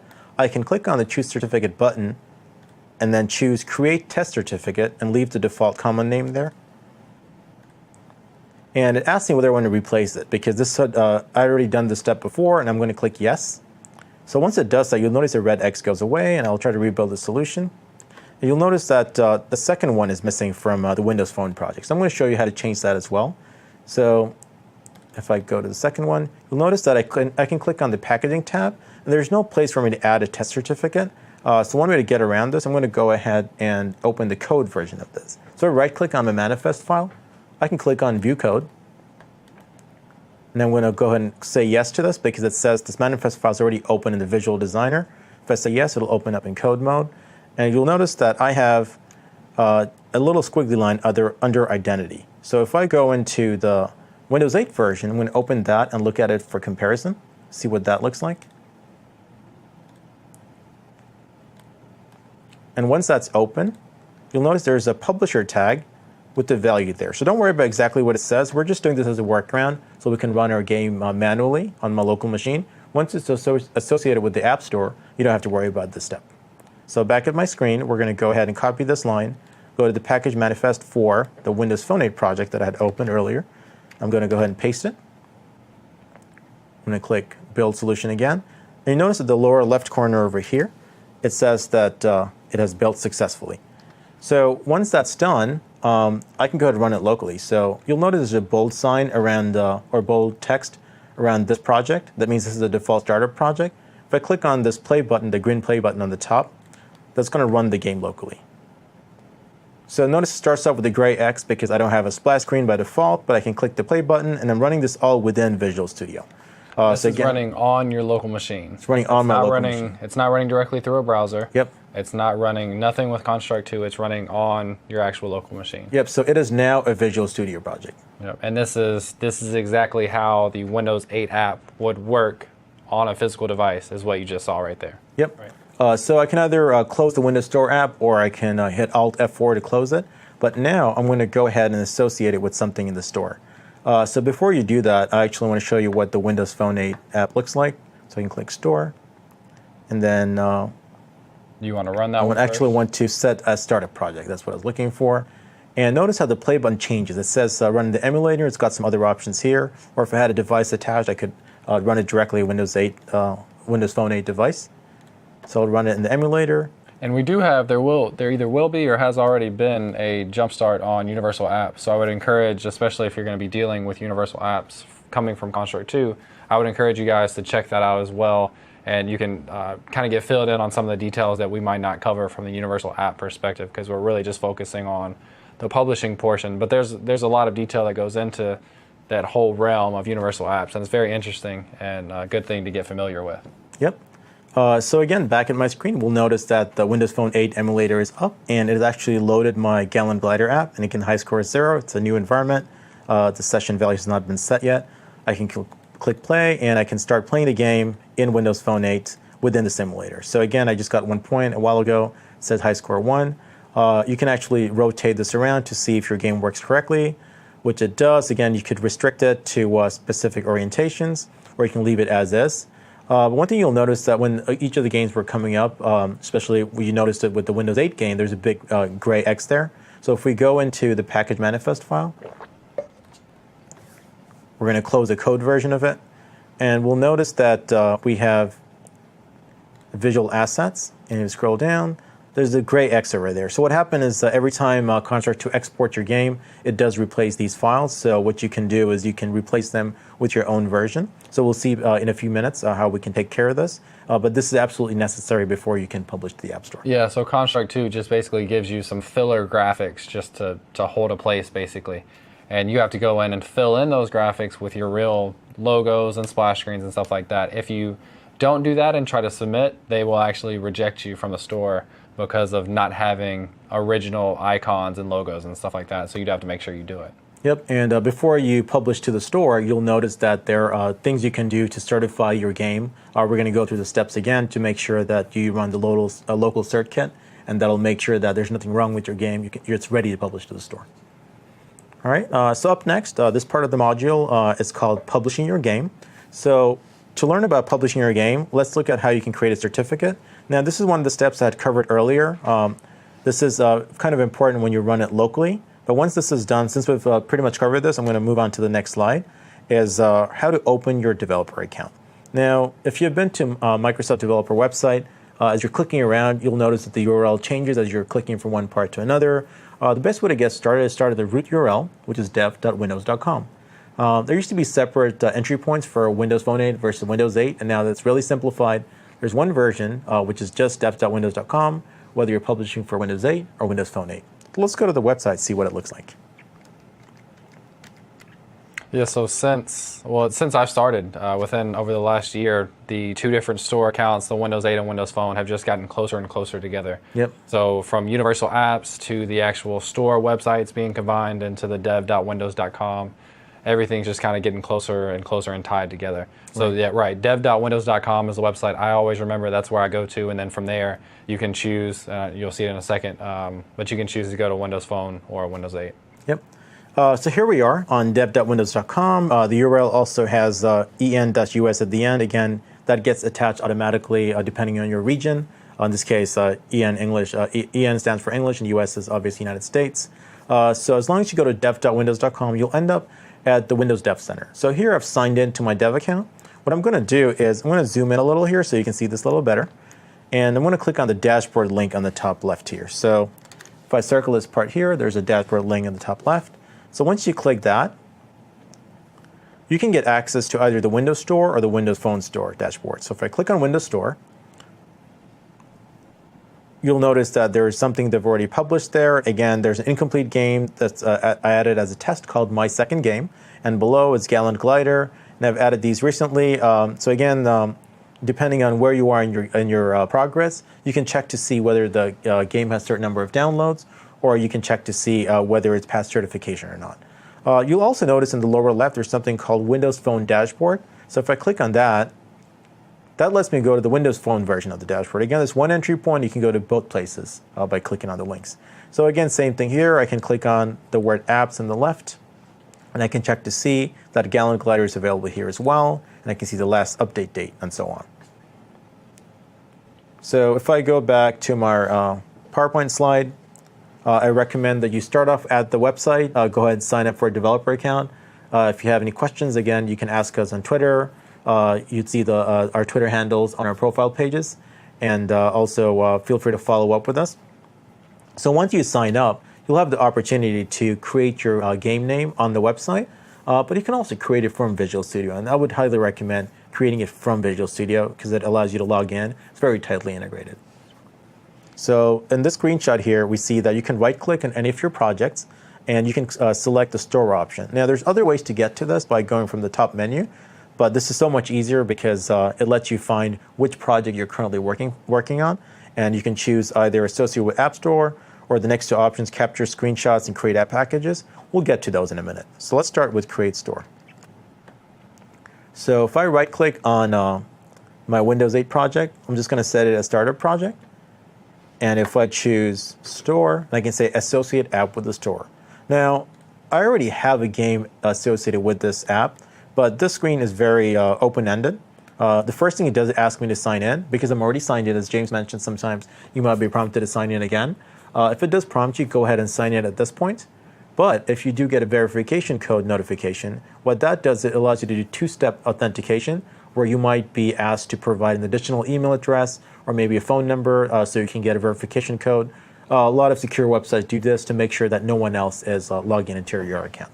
So I've already I logged in as myself, so I'm going to go ahead and click Next. And here it shows me the same two apps that I'd created on the website. Do you remember Gallant Glider, which already exists, and my second game, which hasn't received any packages yet? So I'm just going to go ahead and select Gallant Glider, or if you notice at the bottom, I could associate it with a new app. So let's say this is a brand new app you're publishing for the first time, or if you don't have any apps listed here, you can just select a new name. And that will go into the store and actually reserve the name for your app. So regardless of whether or not you're actually ready to publish, you can go ahead and reserve that name so no one can take it in the future. That way you're guaranteed by the time you're ready to have that name for your app that you want. Exactly. And also another thing you'll notice on my screen is there's a checkbox towards the top. This one says include app names that already have packages. And this is useful because in case you'd like to update your existing game or app, you can always check that checkbox and make sure you find the existing one instead of worrying about where your game disappeared. Also, you'll notice that I'd like to use the words game and app interchangeably. In this case, while we're using Construct 2, we're building games, but everything in the Windows Store is essentially an app. The word app gets used for both all the apps in the store and also for apps that are not games. So you'll see me using those both interchangeably. So moving on to the next screen, we've selected Gallant Glider. We're going to click Next. You'll notice that it says Associate, so I can click on Associate to make sure that this is attached to my game that's on the store. And that's basically the certificate that we created, a test certificate earlier. This is basically the real publishable certificate that will auto-populate the stuff in those manifest files. Right. So here in the next screen, it says, do you want to overwrite this PFX file? And since it did get created the first time, I'm going to say yes. And it's going to go ahead and update it. So basically, it gets associated correctly. So if I go back to my PowerPoints here, you'll notice the next option here is capture screenshots. So in order to do that, you might be wondering, well, where did the screenshots go? Well, sometimes if you're like me, you don't remember where things get added automatically. Well, on your pictures folder within your documents, you'll notice there's a subfolder called Windows Simulator. In this case, I've taken some screenshots, as you can see, from my Ninja Cat Runner game. And you're able to capture them so you can add them. So the two things you might wonder is, well, how do I capture them and how do I upload them? So we're going to see how you do that. So we're going to right-click on the Windows project. We'll click Store. Click on Capture Screenshots. And it gives you some information here in case you forget. It says this will build the project and launch the app in the simulator. So you must have a project that's free of errors so it can actually build and run. And to capture the screenshots, there's going to be a copy screenshot button on the simulator sidebar. So let's see what that looks like. And while the simulator is loading, you could either take your screenshots in the simulator, or from running the app on your local machine, you could just do a Windows key and then print screen, and just take a print screen of your actual screen and use that as well. Right, so there's many different ways to do this. Windows 8 makes it really easy to do this for any app or game. In case you're running a full screen app or game, this lets you run your game or app within the simulator. So again, back in my screen, we'll notice there's a full screen simulator that's being displayed in portrait mode. Again, I can rotate it just like the Windows Phone 8 simulator, and this one lets me turn it all the way around. And I'm going to go ahead and take a screenshot. So notice there's a little button here, it looks like a camera. That's a copy screenshot button. So when I click on that, that takes a screenshot and it automatically updates my pictures folder. So if I click the play button, I can keep playing it. The tricky part is, how do I play the game and click on that screenshot? So I have a touchscreen monitor during my presentation right here that I can actually click on the jump and then maybe quickly click on the camera button here. Again, it really depends on how you want to do it. It's a game in itself. That's a game in itself. I'm going to use 2 fingers here, click on play, and I'm going to also click on the little camera icon there. So again, that lets me click and create multiple screenshots. So in case you're wondering, again, where those screenshots go, I'm going to go ahead and right-click and close this. And then if I go to my Windows folders, and I'm going to go ahead and find my pictures folder, and there's my Windows Simulator folder, and you'll see a whole bunch of screenshots there. So every time I'm taking a screenshot, it's appeared there. You can use any of these. You can crop them and change them around. And finally, we come down to these gray boxes here. So what do you do about these? What I did in my case was when I exported my Windows 8, if you recall, I had used source control to replace them. Now, where does it get replaced? Well, in your Windows 8 subfolder, you'll notice Gallant Glider has 3 folders, one for shared, one for Windows, one for Windows Phone. So under the Windows folder, there's an images folder that contains a bunch of images. So I'm going to highlight a couple of these here. So these are the ones that are my screenshots and the promotional images. But everything else here that has a red exclamation marks are the ones that got replaced, again, with the X's. So you'll see these are transparent background images that have been replaced. So what I'm going to do is I'm going to right-click and revert. In your case, if you're doing update for your game, you're going to either have to replace it manually or use source control to do this. So I'm going to go ahead and choose, in this case, SVN to revert. And once that happens, you'll notice that it got reverted to these cool-looking graphics here. And the way I did that is I created those manually elsewhere. I brought these over. When you're doing this for the first time, you won't have something to revert to. I would recommend creating them in a graphics program and bringing them in here. So once that's done, you'll notice that it appears automatically within Visual Studio. So Visual Studio does pick up where the graphics are. Right, and you could have also replaced those images in Visual Studio as well. So instead of going into the actual folder, you could do that in Visual Studio. Just hit that ... button, pull up the image, and replace it with your own image. Yep. So again, back in my screen, you'll notice there's a ... that James has mentioned. All of the images have this. If you click on that, you'll make sure that you can replace it with your own version. So with that done, I want to highlight something else. It says capabilities here, and notice that by default, it has Internet Client enabled. And this is something that Construct 2 had enabled for me when it exported the Visual Studio version. I actually don't want any Internet Client capability. If you try to publish something with this enabled, the Microsoft website will ask you to provide a privacy policy and some other things that you may not need. So again, you can uncheck that, and you can save your project, build it again, make sure everything runs. Yeah, like you said, you will be forced to include a privacy policy if you have that checkbox on the internet. If you don't have that, you don't have to have a privacy policy. I think it's still encouraged, but it's not a requirement because you don't have the necessity of using the internet. Exactly. So again, I'm now opening up the Windows Phone 8 version.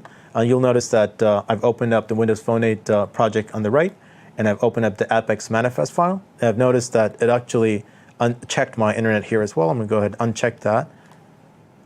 So again, this is one of those things where Construct 2 does a lot for you. There's some things you may or may not need. It's totally up to you. In my case, I've chosen not to include this, so I've unchecked these. So now these are ready to be included. I do have another step remaining. So if I go to the next slide in my screenshots, there's something called Create App Packages. So let's go ahead and run that and see what that looks like.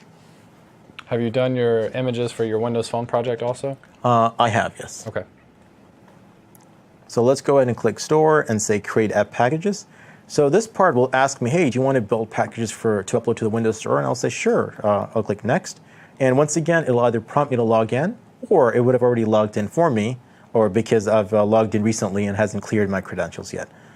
If you decide to switch logins and log in with a different account, there is a link here that says clear cache credentials and sign in. You can choose to do that as well.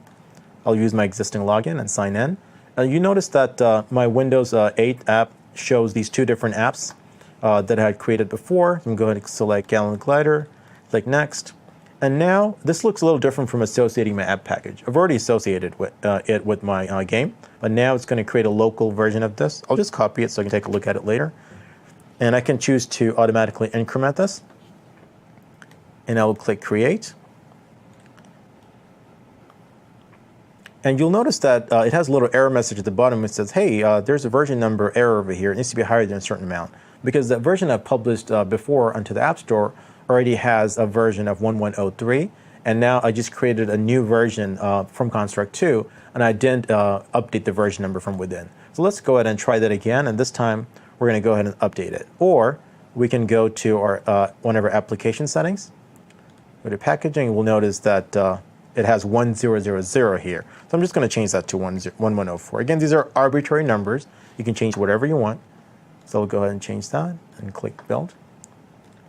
Right-click my Windows project, go to Store, create App Packages. I will click Next.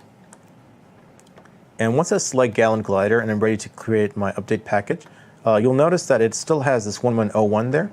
But over here, I would like to change to 1104. So it's a little confused. So I'm going to change to 1104. Again, these are arbitrary numbers. There's no hard and fast rule. You just have to be consistent with yourself. So we'll say create that.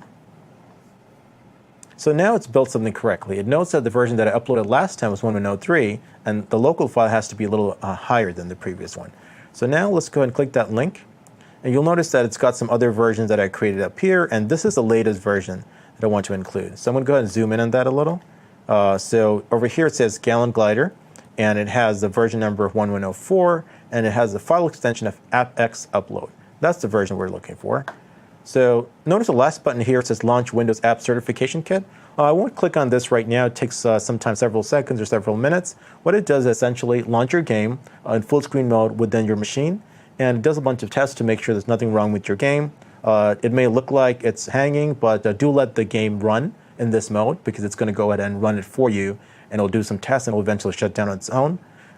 It'll come back with some results. You were saying, James? Yeah, and the reason it doesn't work very well in demos is because it will actually open your app, and it'll open your app, close it, open it, close it, and you're not supposed to touch anything while it's doing that, or you'll kind of mess up the test. So it can take maybe 3 to 5 minutes or so. So for demo purposes, it's not very practical here, but it's very straightforward. It'll just run on its own. You leave it, let it run for 5 minutes, however long it takes. Then it'll come back and it'll tell you whether or not it had any problems. And we highly encourage people to do this because it gives you a quicker way to kind of gauge whether or not you have any errors before going and submitting to the store. Yep. So if you pass on the certification test, you're not guaranteed to pass in the store, but you're well on your way, I guess you could say. Yep. So you'll notice that your app packages have already been created if you look on the screen, and there's a close button there. So it's not absolutely mandatory to click this button, but again, it's highly recommended. So I'm going to go ahead and close this for now. And we're going to go ahead and check to see what it looks like to upload a game.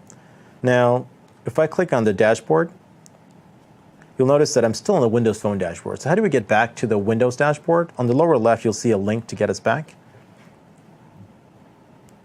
So as this is loading, just a quick reminder that there's a couple of other things that we'd like to update. So in this case, let me actually go into Apps in the Store, and I'm going to go ahead and click on Details.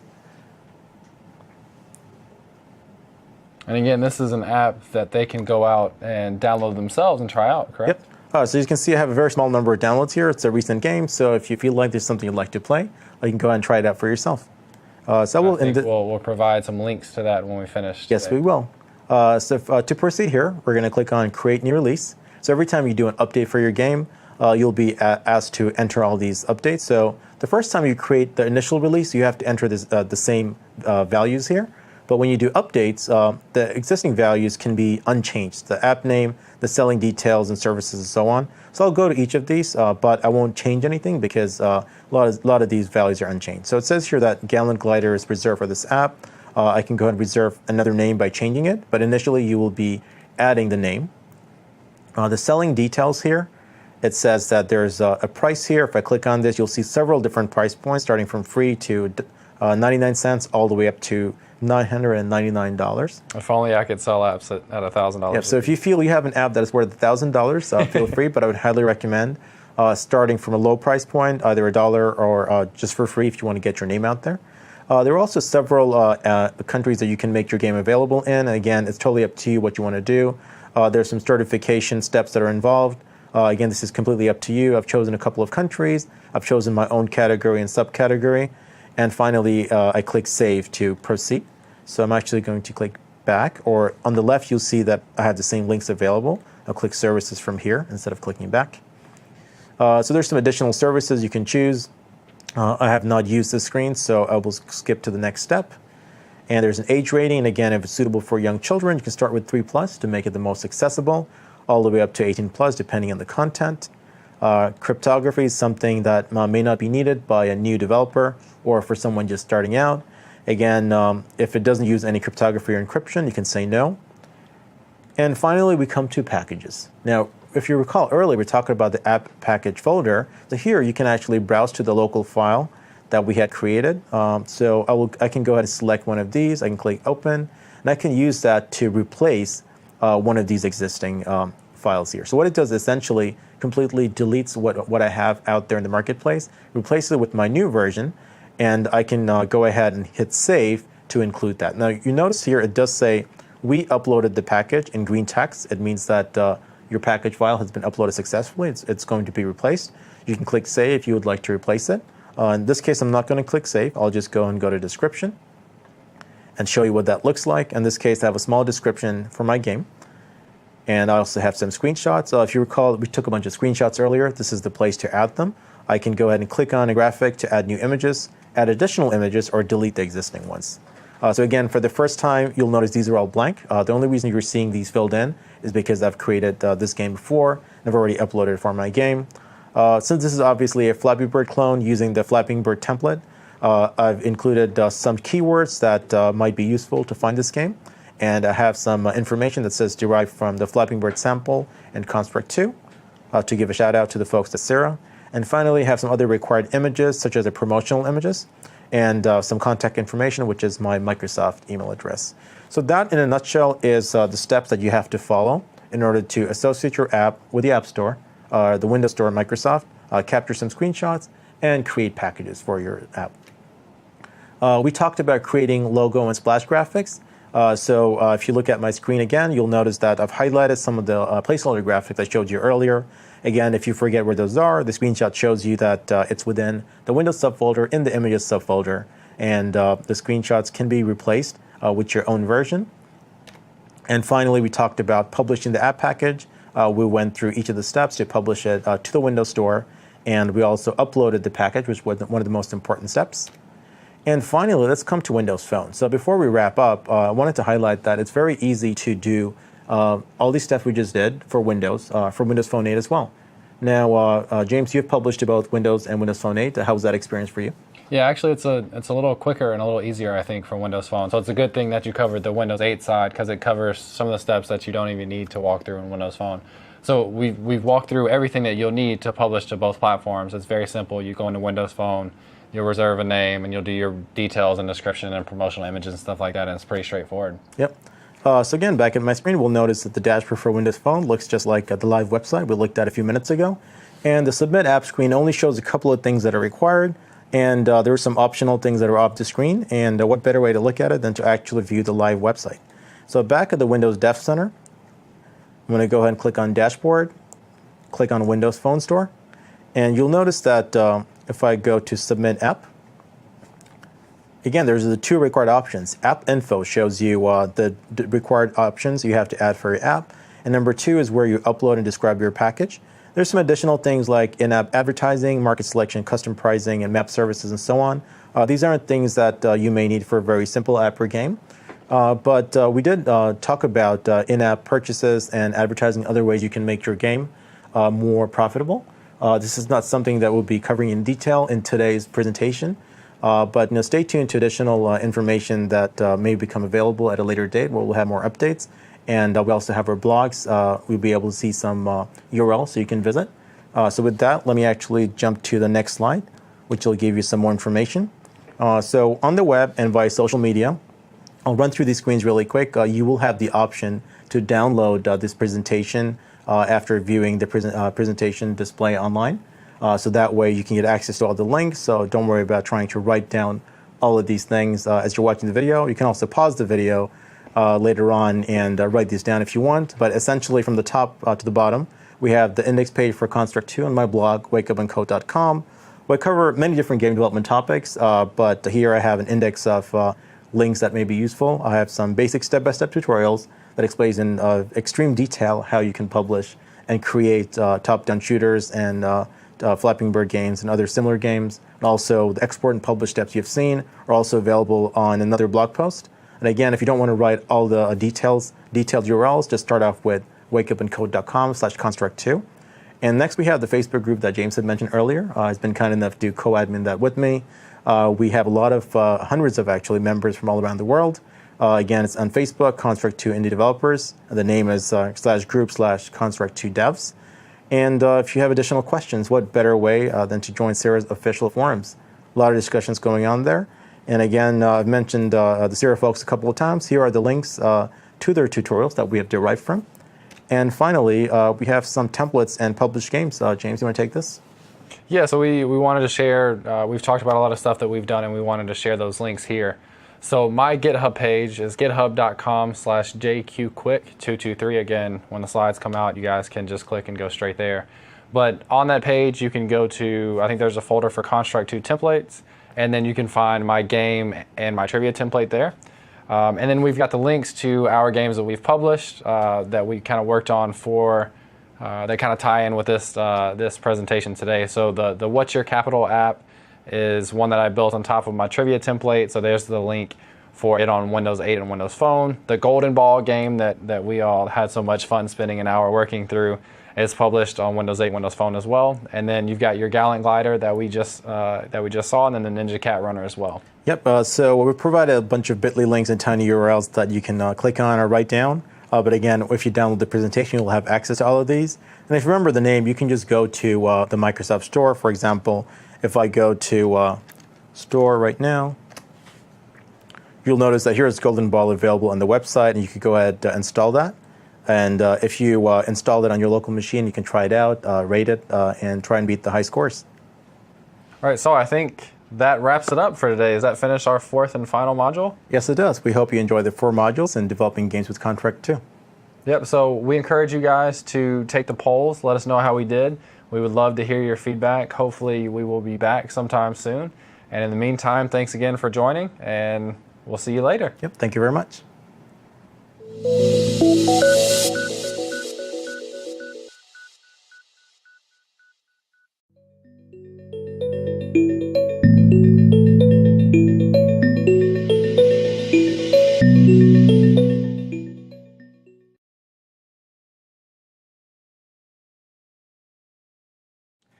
Hey there, welcome to Developing Games with Construct 2 Jumpstart. My name is Shahid Chaudhary, I'm Technical Evangelist for Microsoft, and I have my colleague James Quick here.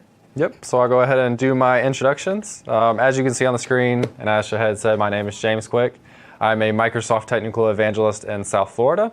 South Florida, for me, my territory is basically Miami, Fort Lauderdale, that whole area. On the top of the screen right now, you can see my Twitter handle is @jquickwit, W-I-T.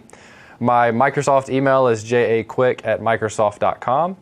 My blog is blogs.msdn.com/quick_thoughts. Underscore is kind of hard to see, but it is there. And I've got several additional posts and videos and stuff about Construct 2 that you can find there as well. If you are local to the South Florida area, my meetup is the Miami Fort Lauderdale Windows App Developers. I have to make sure I remember that correctly when I say it. And then my YouTube channel, where I also have additional videos on Construct 2, is a bit.ly link that's JQ YouTube. So as technical evangelists, Shahed and I more or less teach mobile application development for Windows 8 and Windows Phone. And in this case, we're really concentrated on making games with Construct 2. Yep. So my background, and similar to yours, is I have several games published, built in Construct 2 on Windows Phone and Windows 8. And then I'm a co-admin on Shahed's group on Facebook, the Construct 2 Facebook group. So with that, I'll pass it over and let you do your introductions. Sure. So as I mentioned earlier, my name is Shahed Chaudhry, and I'm from the DC metro area. So if you're around DC, Maryland, Virginia, you'll find me doing a lot of presentations up there. I'm also traveling up and down the East Coast as well. As you can see on the slide, I also have an indie dev background, although I've been doing corporate web development in my main career. I've been doing some indie games in my spare time. And during that time, I've been publishing games on Xbox 360, also on Windows 8 and Windows Phone 8. So recently started working on Construct 2, which brought me here today. I've also published several articles and tutorials on Construct 2. Some of them are derived from what Sierra provides on their site. Sierra.com is where you can get Construct 2. And we'll provide more information on that later in the presentation. But to get you started, you can also go to my blog, wakeupandcode.com, where you can see a lot of tutorials on Construct 2 and other game development. And finally, I have a meetup page where you can go and visit and attend any of my events that are coming up within the DC metro area. Awesome. Let me get that to switch. All right, so what are we going to do today? We talked about we're doing developing games with Construct 2, but how are we going to break down this jumpstart? So we're basically going to have 4 different modules. We will have, one is going to be Introduction to Construct 2 and building your first game. So we'll download Construct 2, walk through it, and do the first tutorial. Part 2 will be expanding your game, so expanding on the knowledge that you learned in Part 1 with another demo where we'll add more features and things like that to build a more complex and like publish-ready kind of game. Yep. And then you want to cover Part 3 and 4? Sure. So in Module 3, I'll be talking about exploring the different Construct 2 templates that we have available. And these are templates that come with Construct 2 and also some templates that my colleague James here himself has built. So I'll talk about how you can look at one of these templates and build your own version of the game and use your experience to build a complete game from scratch as well. And finally, we'll wrap up with talking about exporting and publishing your game. So you can export the game either to the web or to one of the popular app platforms. And we'll go specifically into publishing for Windows 8 and Windows Phone 8 by the popular universal app format. And we'll talk more about the cross-platform capability here shortly. Yes. One of the big features about Construct 2. All right. So let's set some expectations for the audience here. Who are we looking for? Who would be qualified to kind of take this course and get something out of it? And the target audience that we're looking at is really anyone. So anyone that we work with, from students to developers, professional developers, can get involved. I've worked with students as low as 8th grade. I think, Shahed, you've worked with students that are even younger than that. Right. So I do teach some students over the weekends. They're 10 to 12-year-old mostly. We do have a 7-year-old as well, learning Construct 2. I've also taught high school students and grown up professionals who have day jobs and that come out to my presentations to learn Construct 2. At different ages, the teaching style is different, but the tool itself is very useful, very easy to get into, and it does teach you programming constructs, so to speak, Yep. So you can get ready for the next level of game development. Exactly. So you're looking at an age range from 7 is the youngest that you worked with, Yep. to basically any age, right? So it's a large age group. And then if we talk about what are the prerequisites for this course, there really aren't any. So you don't need a background in computer science. You don't need a background in making games. None of that. Anyone, everyone, any age can get involved and get started, right? Yep. So you want to take a slide on the MVA community before we get started? Sure. So if you're watching this video today, you're on the Microsoft Virtual Academy website, also known as MVA. So here, as you can see in the next slide, it talks about how many available users there are, registered users there are on the website. And there are a lot of different videos with different technical things you can learn from Microsoft. And they're all free. All you have to do is register. And as you're watching the videos, you can also earn points. And just for this event, you can earn 50 MVA points. And if you go to this URL that's provided, ak.ms/MVA-voucher, you can enter this code, GameDevCons2, and that'll allow you to get some points right away. So try it out, and check out the other videos as well. Awesome. And I think we need to update the slide because last I heard we are now over 2 million registered users. Yes, the number's growing all the time. Yeah, so that's a pretty big deal. And also with the 50 MVA points that you get for this event, If you want something to compare to, I was actually watching a video on MVA yesterday, and I was offered 3 points for the course. So that's a big difference from 50 to 3. So I encourage you guys to, you're already here, but spread the word and tell people about the video. All right. So the first module is going to be, as we said earlier, the introduction to Construct 2, and then building your first game, the first tutorial. And that first demo will be a top-down ghost shooter. So this is a tutorial that you can find on their website, Scirra, and I've done that for a long time, but apparently it's pronounced Scirra. Yep. SCIRRA.com. You can find this tutorial and follow along, but we'll do it hands-on here. So in this module, we will do a more general intro to game making, why do it, how to do it, how to make money, stuff like that. We will do an introduction to Construct 2, where to download it, what it looks like, how to use it, and then we will do the hands-on demo that we were talking about just a second ago. Yep. So here's our intro to game making portion of this module. And so really the big thing to think about here is that almost everyone has a mobile device, right?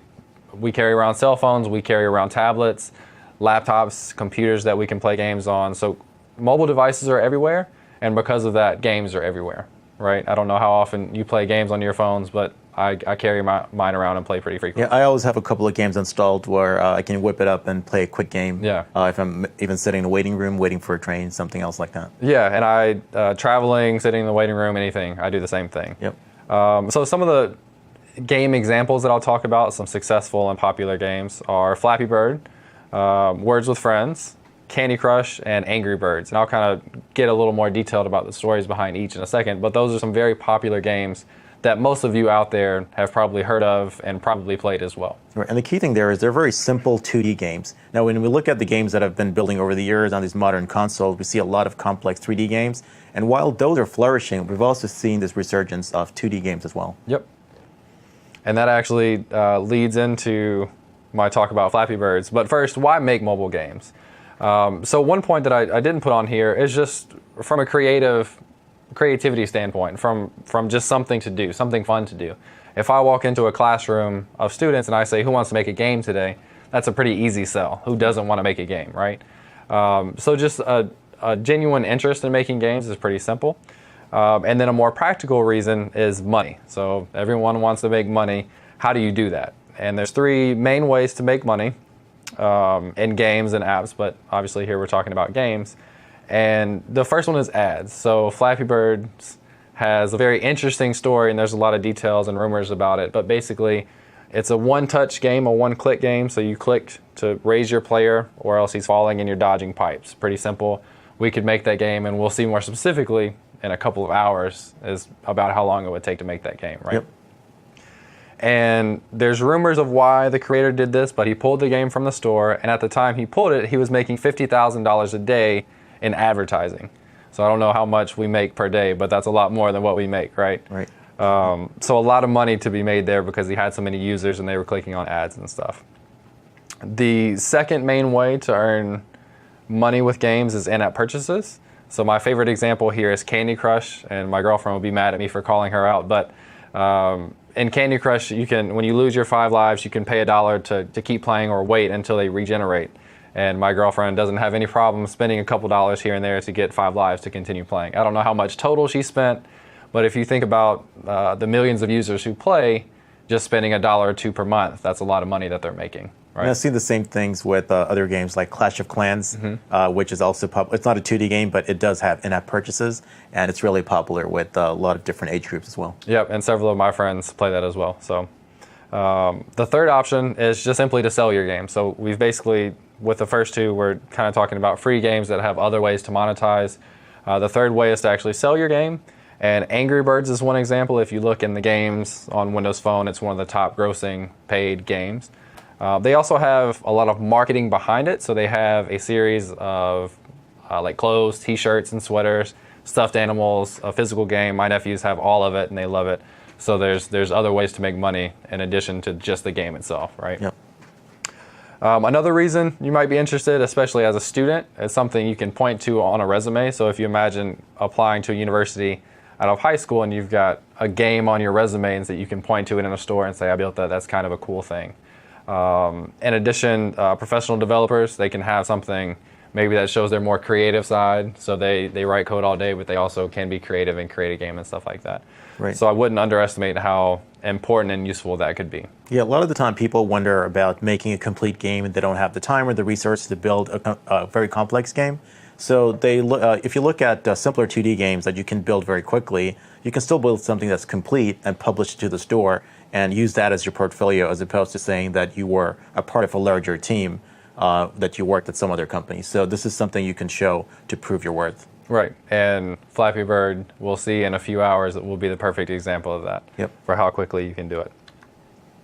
So I want to, just to kind of grab your attention, I want to do some stats, some wowing stats of mobile games, how much money they're making, stuff like that.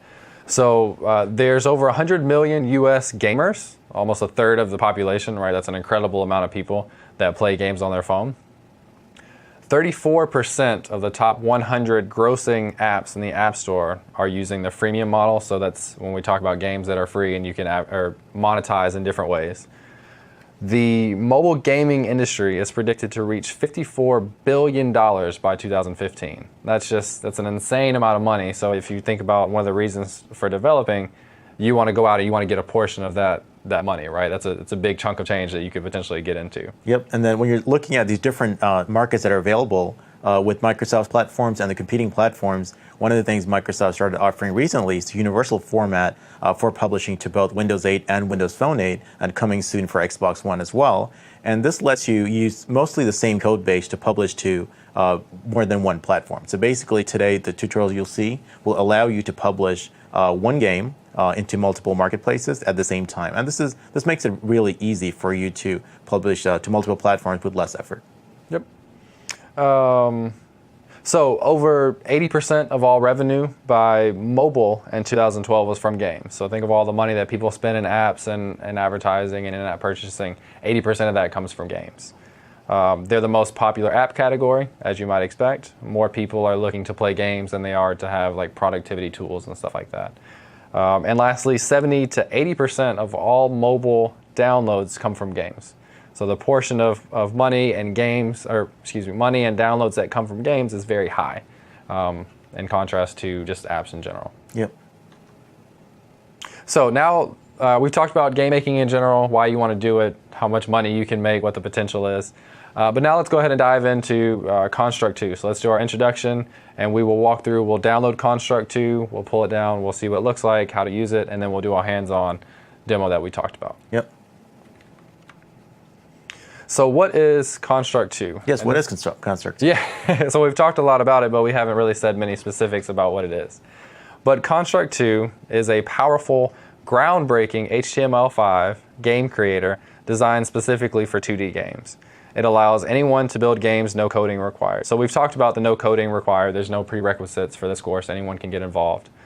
But a couple of things stand out to me in that first statement, the first of which is its groundbreaking HTML5 game creator. So it creates games in HTML5 and JavaScript, your web technologies. And then the second part is it's designed for 2D games. So there are other tools that are more adequate and geared towards 3D, like Unity, which I think we have a course coming up or already out on Unity, I'm not sure. Yep, it's being broadcast in September sometime. Okay, so keep an eye out for that as well. But here we're talking about 2D games with Construct. So if you're looking to download Construct 2, and it's a free download, you can go to Sierra's website, SCIRRA.com, and on the screenshot here, you can see the download button. Download it, run the exe. It's pretty straightforward. I don't think we need to run through that here. Now, is that free for everyone? Is there a paid version? Yeah, so you want to talk about it's free to download, and everything we'll do today is included in the free version, but there's a couple of different tiers, and if you want to talk about how that pricing works. Sure. So if you go to the download section of the website, you'll notice that there's multiple versions available. Download the free version to start with, and once you're getting into the swing of things and you start your own business, you're selling games, you can buy a personal license for yourself or a business license if you're running a business. But again, as we discussed, The free version will let you do a lot of the things that you need to do, and it'll let you do everything that you see in the examples today. Yep. Yeah, it'll cover everything we do today. We do have personal licenses, but everything that you guys do out there will look the same, and it'll work the same as what we do. Yep. Exactly. So cross-platform is the biggest feature about Construct 2. What does cross-platform mean? Or what does cross-platform mean? It means that you can take one game, kind of like you were saying with Universal Apps, and you can export it to different platforms. So Android, iOS, Windows Phone, Windows 8, all those different platforms you can get to through Construct 2. So you can do it, you can export directly with the Universal app to Windows 8 and Windows Phone, or you can basically export a HTML5 website, go through a technology like PhoneGap to indirectly get packages for Android, iOS, stuff like that. So really, you can hit any platform with a game created in Construct 2. Right, because a lot of the time I hear from our audience that maybe the people they know don't have Windows phones or Windows 8. They might have Macs or some other platform.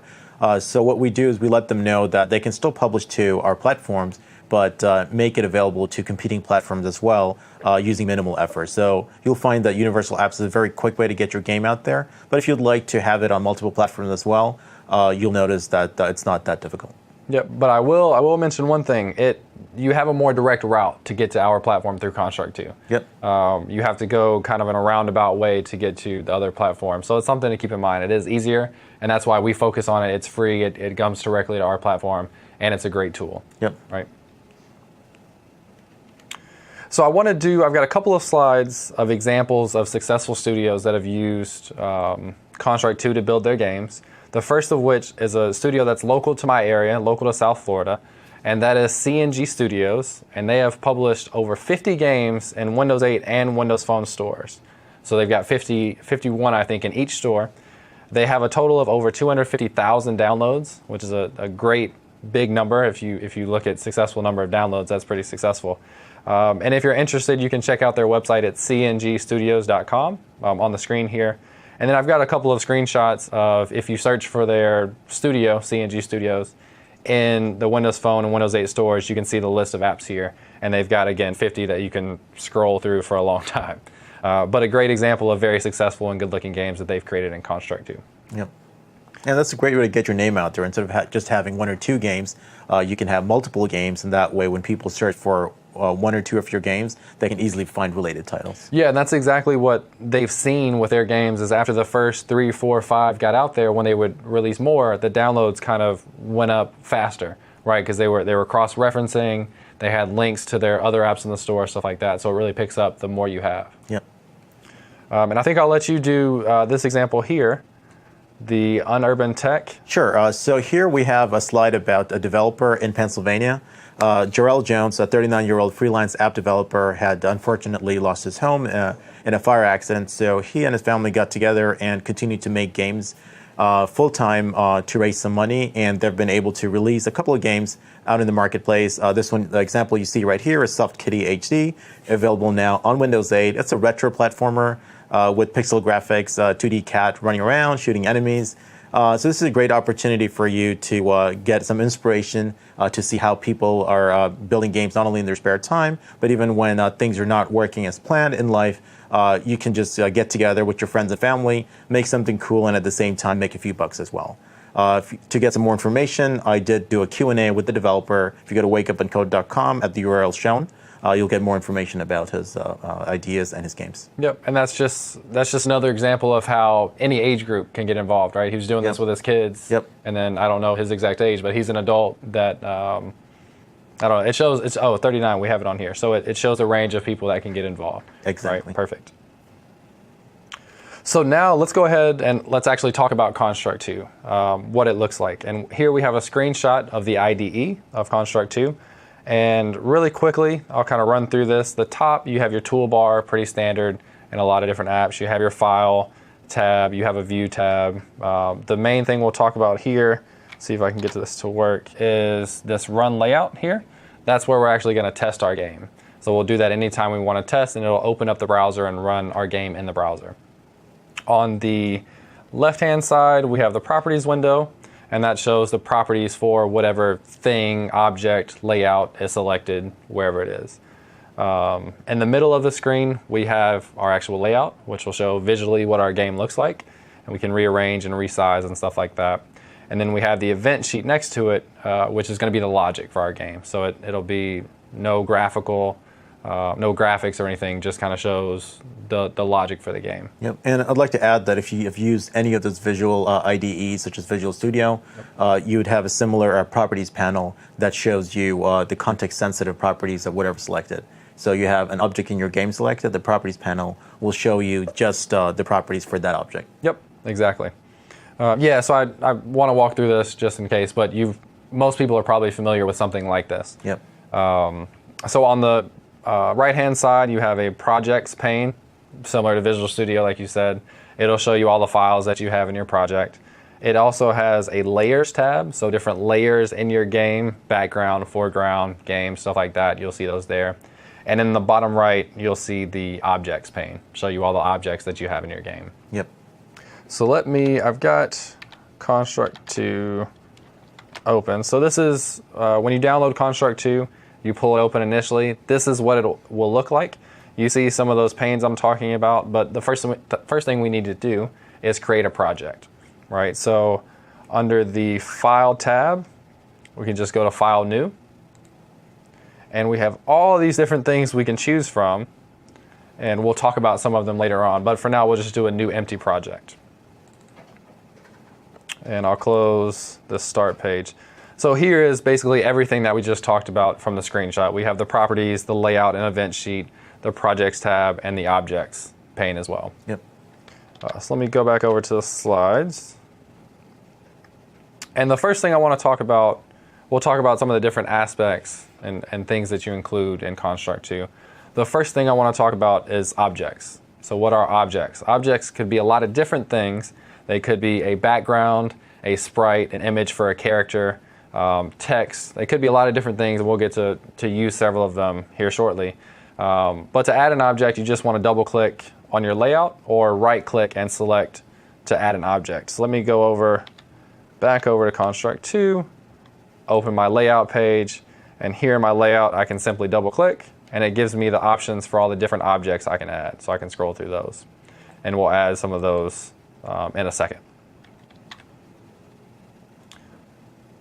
So we got objects. Behaviors are going to be, they're like built-in logic for different objects, and we'll see a lot of different behaviors throughout the day. But some examples are bullet behavior. It just basically makes things move with a constant motion. The scroll to behavior scrolls and follows the player as it moves around in a level.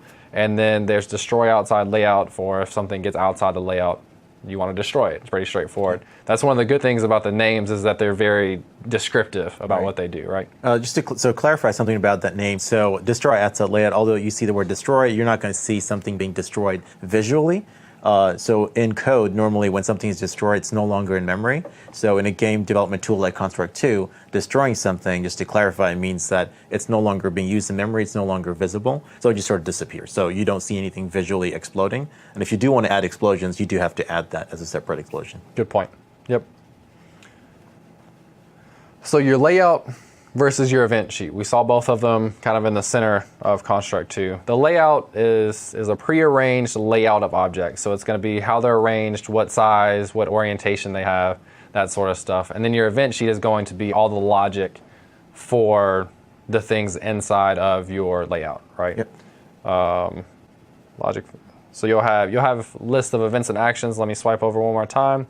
So your events and actions, how does the event sheet work? You basically declare an event and you define how the game works using a logical block system. So this is kind of the drag and drop kind of thing instead of actually writing code. But an event is basically a condition. So an example is on start of layout when your game starts, that's a condition. And then when that event is triggered, your game will execute whatever actions come to the right of that event. So they're triggered by a corresponding event, and you can have multiple actions per event. So on start of layout, I want to start moving to the right. I want to add my score every second, whatever it is. It's always events and actions, right? Right. So I guess that would correlate to, if you were programming a game, if conditions, where you have if-else logic would be your conditions that you see here, and your actions in this case would be the statements that appear within those if-else blocks. Exactly. And you can have nested events and if this and this or that, those kind of things. You can get creative, but the basics are pretty simple. Yep. So one thing that kind of confuses me when I started learning game development was the X and Y coordinates are a little different than what we're used to. So when you're in your typical math class, your origin is 0, 0, your bottom left corner. Positive X is to the right, positive Y is up.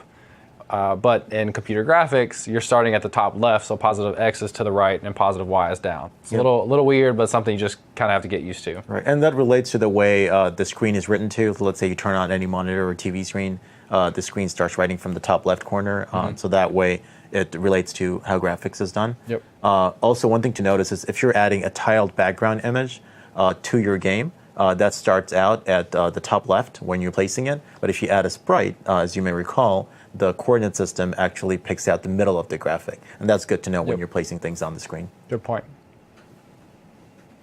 All right, so we've been talking a lot of theory about Construct 2. Let's get hands-on and let's do the demo. Let's get down to the top-down shooter. Exactly. Sound good?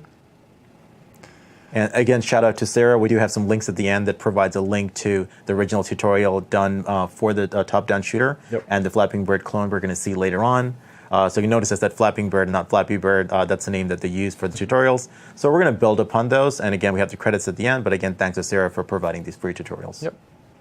So in our top-down shooter, we're going to insert objects, add behaviors, have events, add some additional game functionality, have instance variables. If you're a programmer, you know what that is. If not, you will learn, don't worry. We're going to keep score, and then we'll create an HUD, which is a heads-up display that basically displays your score and time and whatever else you want to display. So inserting objects. We talked about really quickly, you can double-click, choose an object, give it a name, put it in there. Pretty straightforward. The objects we will add are background object, and then sprite objects for player, monster, bullet, and explosion, right? So I'm going to go ahead and switch over to Construct 2. And let's see, I'm going to change this layout size. So if I select my layout on the right, notice the properties changes over here on the left. And I can come in and just change the layout size to, let's see what that size is, 1280 by 1024. And let me zoom out a little bit. If you're looking at your layout and you can't see the whole thing, you can either control minus or control scroll with your mouse and kind of zoom out. So here you'll see that I've got a little dashed line in there. That is actually the window size, different than the layout size. Right. So the window size is what you actually see in your game, and then your layout might be bigger. Right. Another term people have used in other tools is the viewport. So basically, the viewport is what follows you around, what you see on the screen, and your layout being the screen can be bigger than the viewport. Exactly. So actually, and I can see that if I click on my project, it'll show my properties on the left. Window size is 854 by 480, and then my layout size is 1280 by 1024, so it's bigger. Yep. So the first thing we're going to do is add a tiled background. So I'm going to I just double clicked inside of my layout, and I can scroll down and find tiled background. The easiest thing to do is just start typing. That's how I find all of my objects. When I have to scroll, I just start typing. Yep. And I'll leave the name, I'll just call it background. All right, so by default, it does give you a name, but again, it's useful to have unique names. Right. In case you forget here, you can actually change the name after you've added something. Yep. So I'll insert this, then I get a little crosshair, which asks me where I want to input it. And if I click, then now I get the image editor, and I can go and choose an image to use. So I'm going to load an image from file up here. And I've got background 1 already here for me, so I'm going to select that. And then close this box. And now I see it on my screen. I can drag it around. And if you look over on the left, you'll see the position move when I readjust it. So I'm going to set its position to 0, 0. We'll just put it in the top left. And then I'll make the size the same size as the layout, which is 1280 by 1024. And now what I want to do, since we have a background, I want to put that background on its own layer. So it's completely separate from the game layer, right? So it's two separate things. So I'm going to come over to layer 0 and I'll rename it to background. And then I want to press this little lock here. And what this does is everything on that that layout now is locked, so I can't touch it. So now if I'm messing with other things, I can't change that background. Right, that's really useful. Yeah, it is. It's very useful when you have a lot of different objects and layers going around. So now I'll do this little plus mark up here, add another layer, and I'll rename it to game. And since I have it selected, I can now add objects to that layer instead of the background. So let's see. Which objects did we say we wanted to add? So we could add the sprite object. Sprite. So we had the player as one.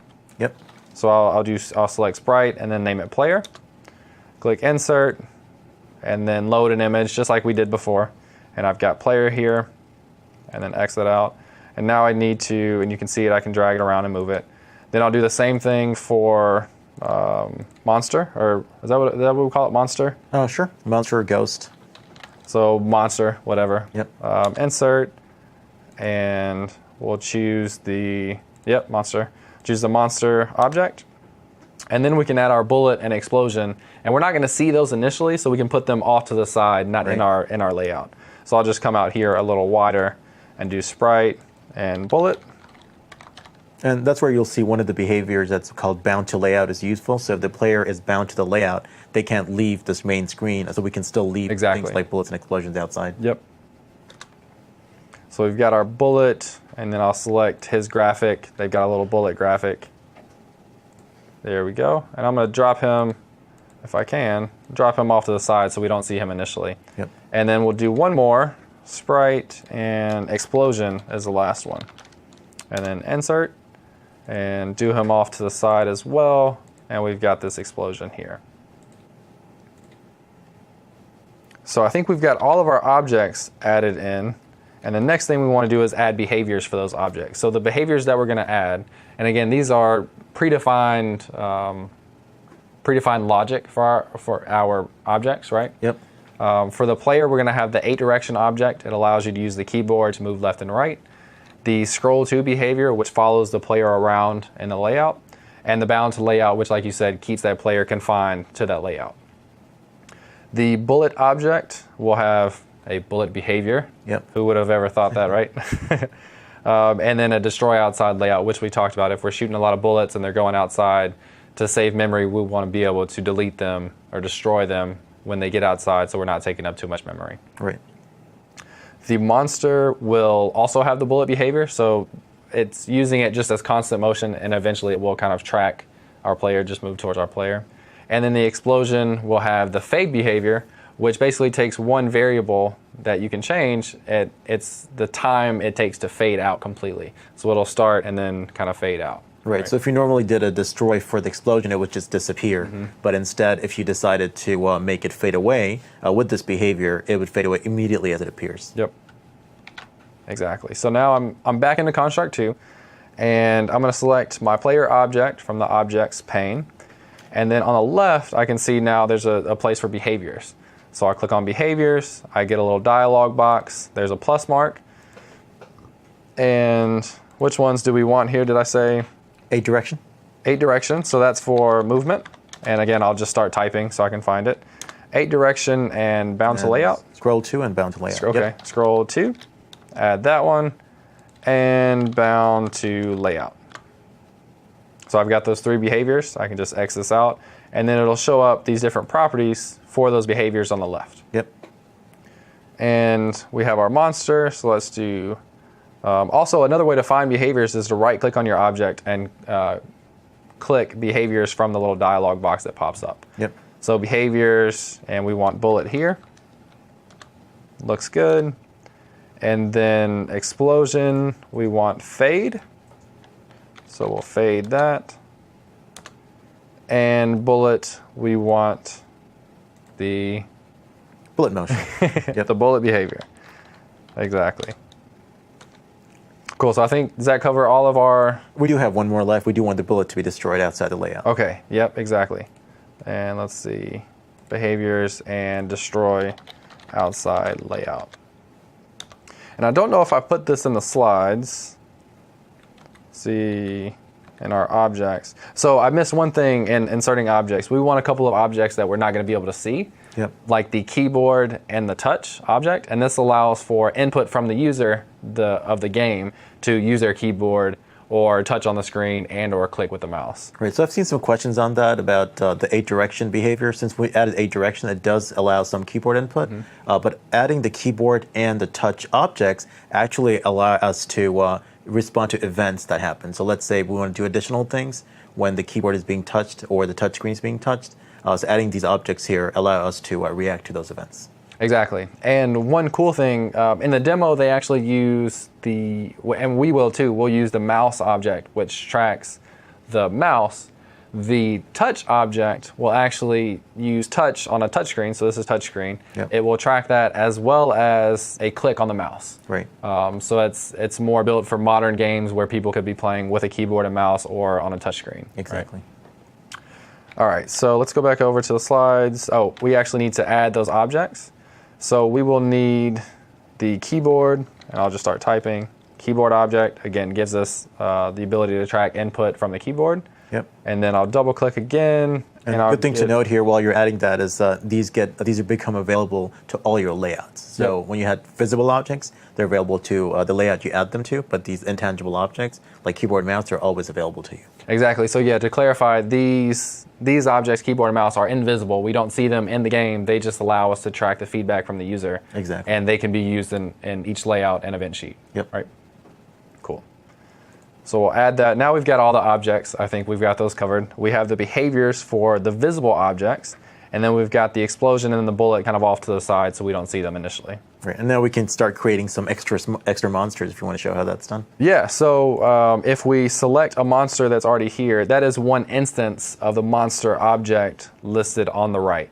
So if I want to make a copy, there's a couple of different ways I can do it. I can click on it and then Control-C, copy, and then Control-V, and that gives me a crosshair where I can add another one. Yep. Or I can hold down Control and click and drag off of these monsters to create more.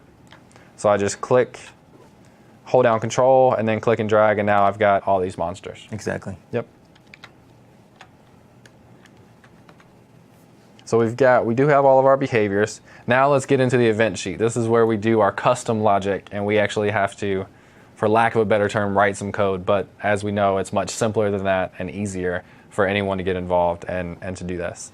So we talked about what events are. The first event that we're going to do is to move our player towards the mouse every tick. And a tick, as you can see up here, is a 60th of a second. And that's what the game uses to check for events. It checks every tick, which is every 60th of a second. So let's go back over to Construct 2. And instead of doing the layout, we'll switch over to the event sheet. And pretty straightforward. The only thing we can do here is add event. We'll add event. And you can choose events for each of the different objects, including system, which has more generic system events. So we'll go into system, and then you can search for it or just start typing, and we'll do every tick. So that the event is every tick, and then the action will be to select the player. We want to set his angle towards the position of the mouse. Right. So we'll do player and then set angle toward. So set angle toward position. And then we'll need an X and Y coordinate. So it'll start at his X and Y coordinate and go to another X and Y coordinate. And that X and Y coordinate will be the mouse. Right. So, and this syntax, you'll notice, those who are watching, that mouse.x and mouse.y it's called an object.property notation, which is very familiar to those who are into object-oriented programming. And learning something like Construct 2 sets the stage for getting there. Exactly. So if you are a programmer, this is going to look very familiar to you. If you're not, you'll get used to it, but you can start with whatever object you want, and IntelliSense will pop up. So there's mouse. Press enter, it'll complete for me. Then if I do a dot, it'll show me all the different things that I can use, the properties of that object that I can use. Right. So I'll do mouse.x and mouse.y. And if I click done, and I haven't run this yet, so let me actually run this in the browser. And now, if you see, this guy is rotating towards where my mouse is, right? So now he's looking at me everywhere I go, and I can use the keyboard to move him around. And that's that 8 direction. Yeah, this is the 8 direction movement, and I can change his rotation and all that kind of stuff. And one weird thing we might have noticed, those monsters are taking off to the right and off the screen. Motion. Yeah, that's the bullet motion by default. It goes directly off to the right, so we'll fix that in a second. So let's go back over to the slides. So we have our first event. Now let's add some game functionality. So shooting, everyone likes to shoot, right? So let's say that we want to shoot a bullet every time the user clicks. Yep. And once we shoot a bullet, if we hit a monster, we'll do that explosion effect, and then in a minute we'll make the monsters a little smarter. So the first thing is to go back over to the event sheet and add event, and we want to track the mouse. So mouse on click and on left button click. Then we want to have the player spawn another object. Yep. And if I click in here, I can choose the bullet object. And it will be, we want it to be on layer 1 because that's our game layer, right? And then image point we can leave at 0, and I'll talk about what that is in a second. So let me run this real quick, and if you see, the bullet seems to be coming out of my head, right? Because that's where the origin is for the player. So we want it to come out of the tip of the gun, basically. Right. So if we go back over to our layout, we can select our player, and then double click to open him. And then there is a set origin and image points. And if I click there, I can add a new image point and put that right at the tip of the gun, and that will be image point 1. So I'll click out of there. That looks good. And then back in the event sheet, I can just double click to edit this action and do bullet point 1. Yep. Image point 1 that we just created. And then I'll run it again, and now it looks like it's coming right out of the gun. All right. And let's see, what did we have? The explosion effect. So now we need to do the collisions. If a bullet collides with a monster, what do we do? So let's go back over to construct 2. Collision events will be in whichever object is colliding with another. So bullet. And then it's on collision. So on collision with another object. And that object will be the monster. All right. And when that bullet hits the monster, we want to go into monster and destroy him. Then we want to spawn another object, and we'll have the explosion spawn out of the bullet. Right, so the bullet will still be there, but from where the bullet is, we will spawn the explosion object. Yep. And we'll spawn explosion, and that'll be still on layer 1, and then bullet just has 1 image point. Yep. And then lastly, we want to destroy the bullet. Exactly. So bullet, destroy him as well. Let's go back over to the slide. So you might have noticed that the monsters were going way off to the right, and it would be kind of hard to shoot them after they disappear. So let's say that on the start of the layout, let's say set their direction to a random movement, so they can go any direction, and then we'll try to shoot them from there. Yep. So let's go back over to construct 2, and let's say add event system. So a system event on start of layout. And we'll add an action, and we'll do monster, and it's set angle of motion. And we want to set its angle to a random number, and they have a built-in random function, so we can just type random, it'll predict it for us, and then open paren and close paren, and inside of that, we'll give it a parameter of, basically, it'll give you a random number between 0 and the number that we give it. Yep. Right, so we'll give it a random number between 0 and 360. So now let's run this game again, and we should see they move pretty quickly. Let me come back over to the layout and select my monster, and we'll change their speed to 80, something pretty slow, so we can see them moving around. Yep. Now let's run it again, and now they're moving, and now if I shoot, he explodes and disappears. So not Halo yet, but pretty cool for your first game, right? Yep.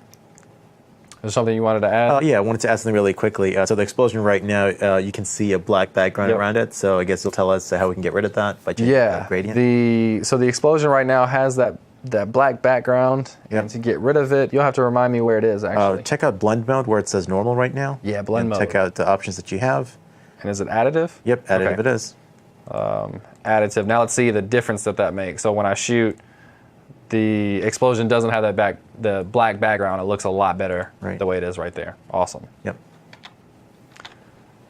So we made our monsters a little bit smarter. They're not quite there yet. They're just going in random directions. But now we're going to add instance variables. Instance variables, again, if you're a programmer, you know what it is. If you're not, an instance variable is, let's say the example is health for the monster. So each monster has its own health. And if we shoot him 5 times or 3 times or whatever, then we can kill him instead of just killing him from 1 bullet. So each of those instances will have its own variable for health, right? Yep.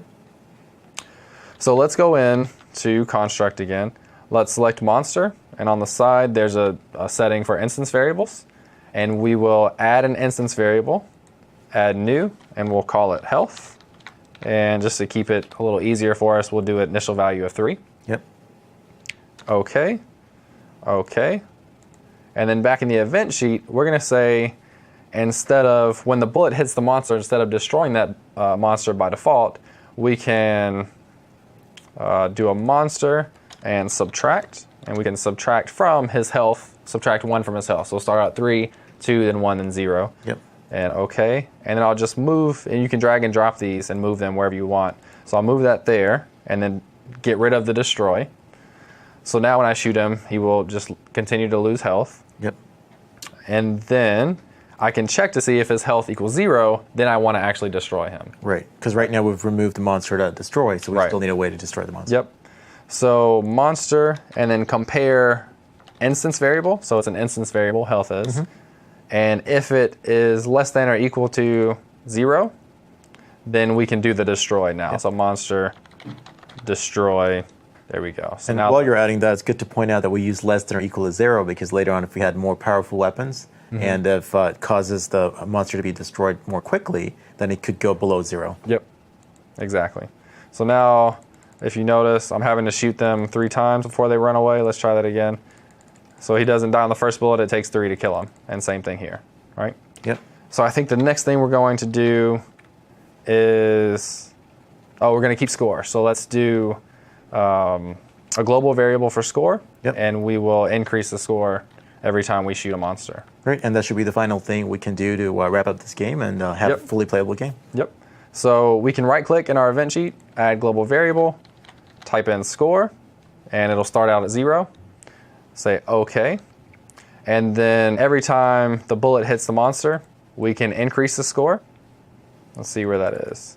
System add 2, and we'll add to score. We can just add 1 to the score. Yep.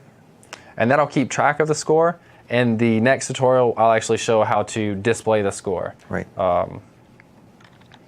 So let's see. So we're keeping track of the score, and then we could create another layer for the heads-up display.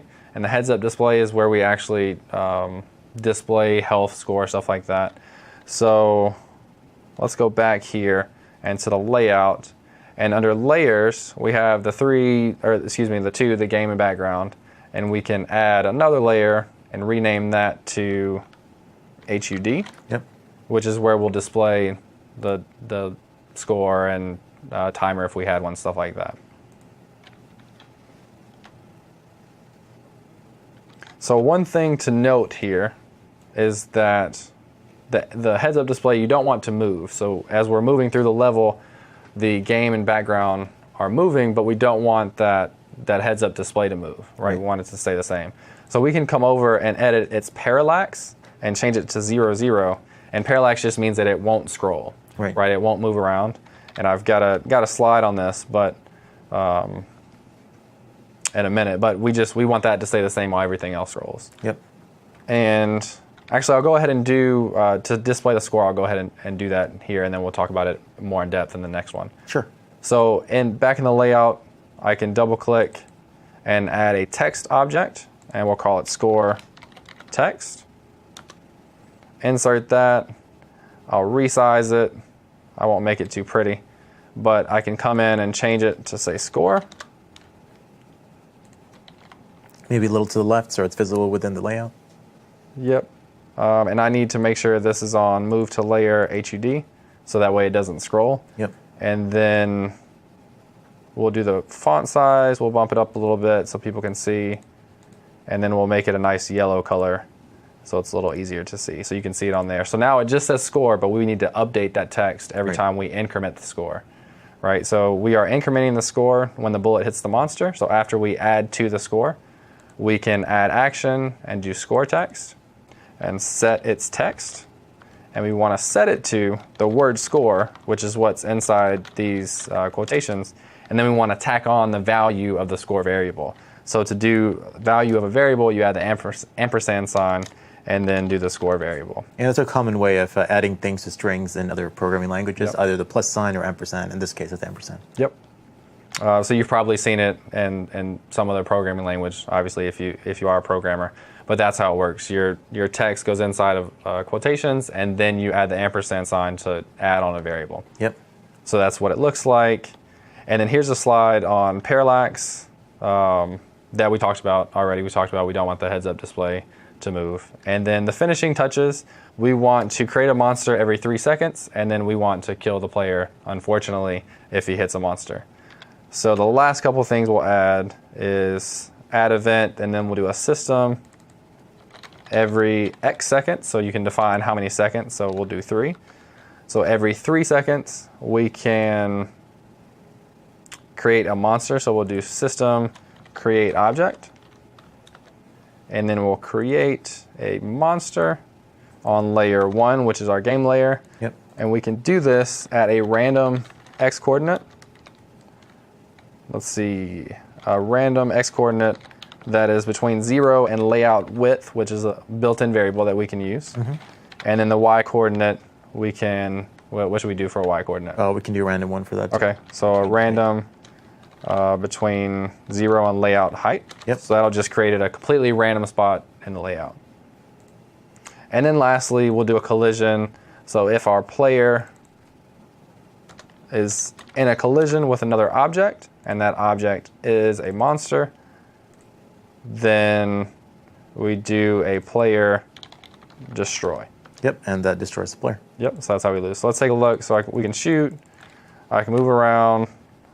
I've got my score a little off, so I need to fix that, but I just ran into a monster and died. So let me take a look at the score.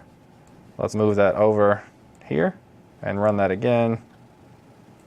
So as I shoot, my score goes up, and I should have made that a little prettier. But that's basically it. That's the top-down shooter. Yep. Which is what the introductory demo is. We'll get some more features and stuff in part 2. So in module 1, we covered an introduction to making games, why do it, how to make some money, right? We did an introduction to Construct 2, downloaded it from the store, got to play around with it a little bit, and then we did our top-down shooter. So we're going to take a 10-minute break, and we'll be back in 10 minutes for module 2, where we're going to add some, like I said, some features to our games, and we'll see you guys back in 10. All right, thanks everyone.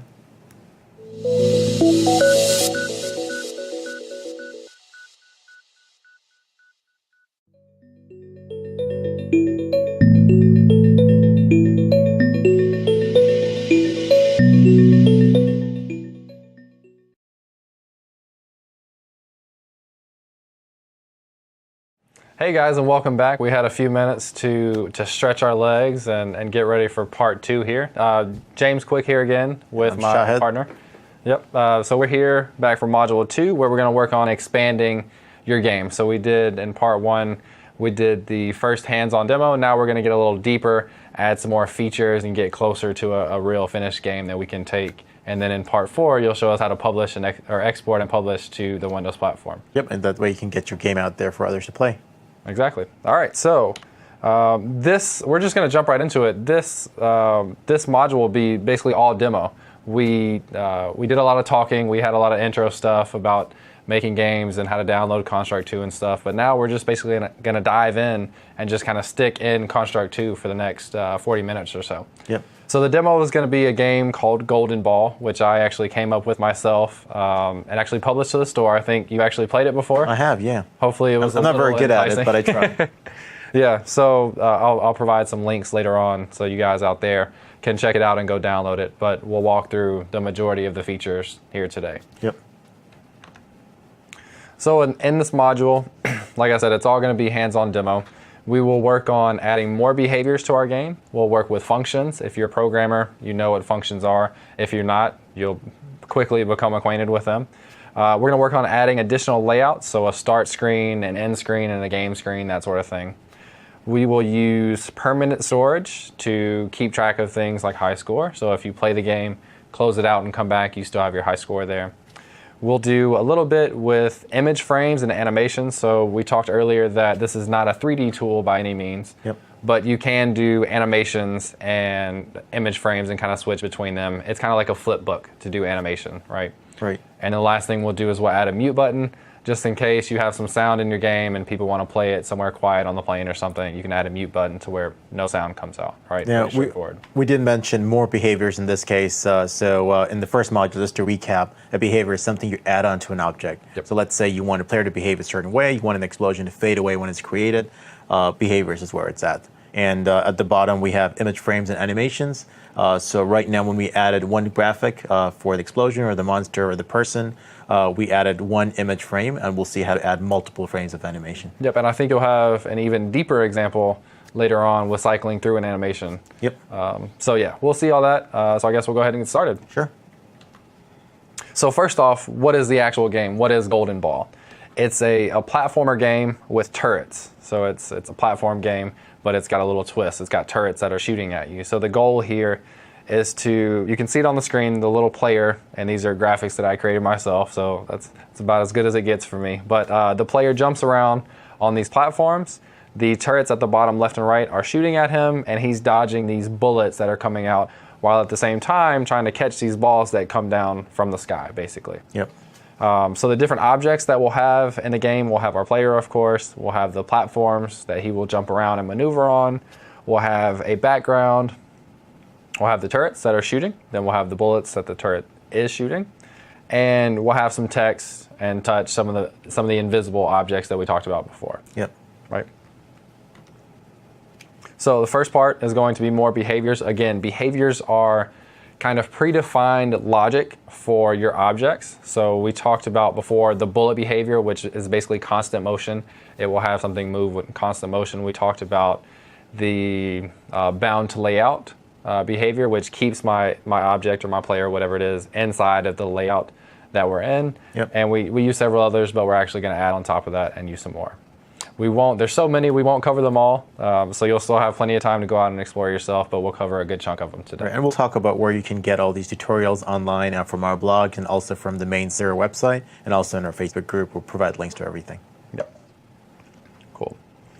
So what behaviors are we going to use here? For the player object, we're going to use the platform behavior, and this gets a little tricky because we also have a platform object. But the platform behavior basically turns our player into like a typical platformer player. So when he lands on a solid object, he will land. He can use the left and right arrow keys to move left and right. He can use the up arrow to jump. Basically what you would expect from a typical platformer game. It gives him all of those behaviors or qualities in the behavior, and we don't have to do any of that logic ourselves. So that's really, really handy and a great way to get started if you're doing a platformer game. And those of you who are wondering if Construct 2 provides touch and tilt controls as well, it does. Through the touch objects, you can figure out whether someone's tilting forwards or to the side as well. Yep. So in addition to the platform, we'll also use wrap. So my favorite example of this is Doodle Jump, which uses the gyroscope, I guess, to tilt left and right. And if you go out the right side, you'll actually pop back in from the left. So that's what wrap means. Like Pac-Man also is a good example. Most people have played Pac-Man at some point in their life. So if you go out the right side of the screen, you'll come back in the left and vice versa. Now the platform object, and again, this gets a little confusing name-wise because you have the platform behavior and then you have the platform object. The platform object is the thing the player actually walks on, it jumps up and down onto, and lands on. So we're going to use the jump through behavior, and the jump through behavior allows a platform, an object with platform behavior, so our player, again, it gets a little tricky, to land on that platform, but also jump from the bottom and through to the top if they want to do it that way too. Yep. We will also use the physics behavior, so there's basically a built-in physics engine, which is pretty cool. We'll use that, and then we'll use a sign behavior that moves you can do oscillations for your objects, so it'll have the platform. Think of a pendulum swing. So if you have a pendulum moving left and right, now take the pendulum out of the picture, and you have a platform moving left and right. Exactly. So with our turret object, I mentioned that in the game it will be tracking the player, it will be shooting bullets at the player. Well, the turret behavior basically takes care of the majority of that for us. So we need to add a little bit of logic in the back end to make it work, but for the most part it takes care of all that with just adding that behavior, which again, awesome stuff. The more that Construct 2 can do for you, the better, right? Yes. And then lastly, the ball will have physics, so we'll create a ball at the top of the game, and gravity physics will pull it down, it'll land on the platforms, and it'll kind of bounce left and right. So let's go ahead, I've got open a project of Golden Ball, so this is basically my starter project, this is where we're going to start. And what I have here, I've got several different objects, but basically you see my player, the turrets at the bottom, the platforms throughout here, and then like we did at the end of part 1, we've got some text objects here that display score and time. All right, and then there's the ball at the top that is hidden initially, and then the bullet, just like we did before, is hidden because we don't want to see it until those turrets start shooting. Yep. And then in our game event sheet, I've got a couple of things. So we talked about, we had a global score, or global variable before for high score. So we've got or for regular score, not high score. We'll talk about that separately. But the score here is going to start out at 0.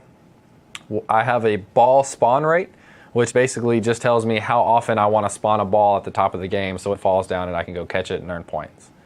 And then the timer is set initially to 15. You could set it to whatever you want it to be. So all we're doing here is we're saying on the start of the layout, I want to reset my global variable. So each time I restart the game, I want to reset those global variables to their initial values. Right. And then I want to set let me open this up so we can take a look. So the timer text, the text object that holds the time, we want to go in and set its text to the string time, colon, and space, and then tack on the timer variable. So as it decreases, it shows time 15, time 14, time whatever. And how does that timer value change? Yeah, so the timer value is changing in the every 1 second. So this is an every X seconds, and then we give it an interval of 1. And inside of there, we're adding -1 to the timer. You could subtract 1 from the timer. Either way, it's the same thing. Yep. And then we're updating that text. So every time we change the timer variable, we'll update the text to say timer 15, timer 14, timer 13 down to 0. And then I actually have an action in here that we were testing with earlier that I don't need right now, so I'll delete that one. And we'll use that later, just playing a jump sound for every time that we jump. What's another option to disable something temporarily if you want to delete it, but you sort of want to keep it around?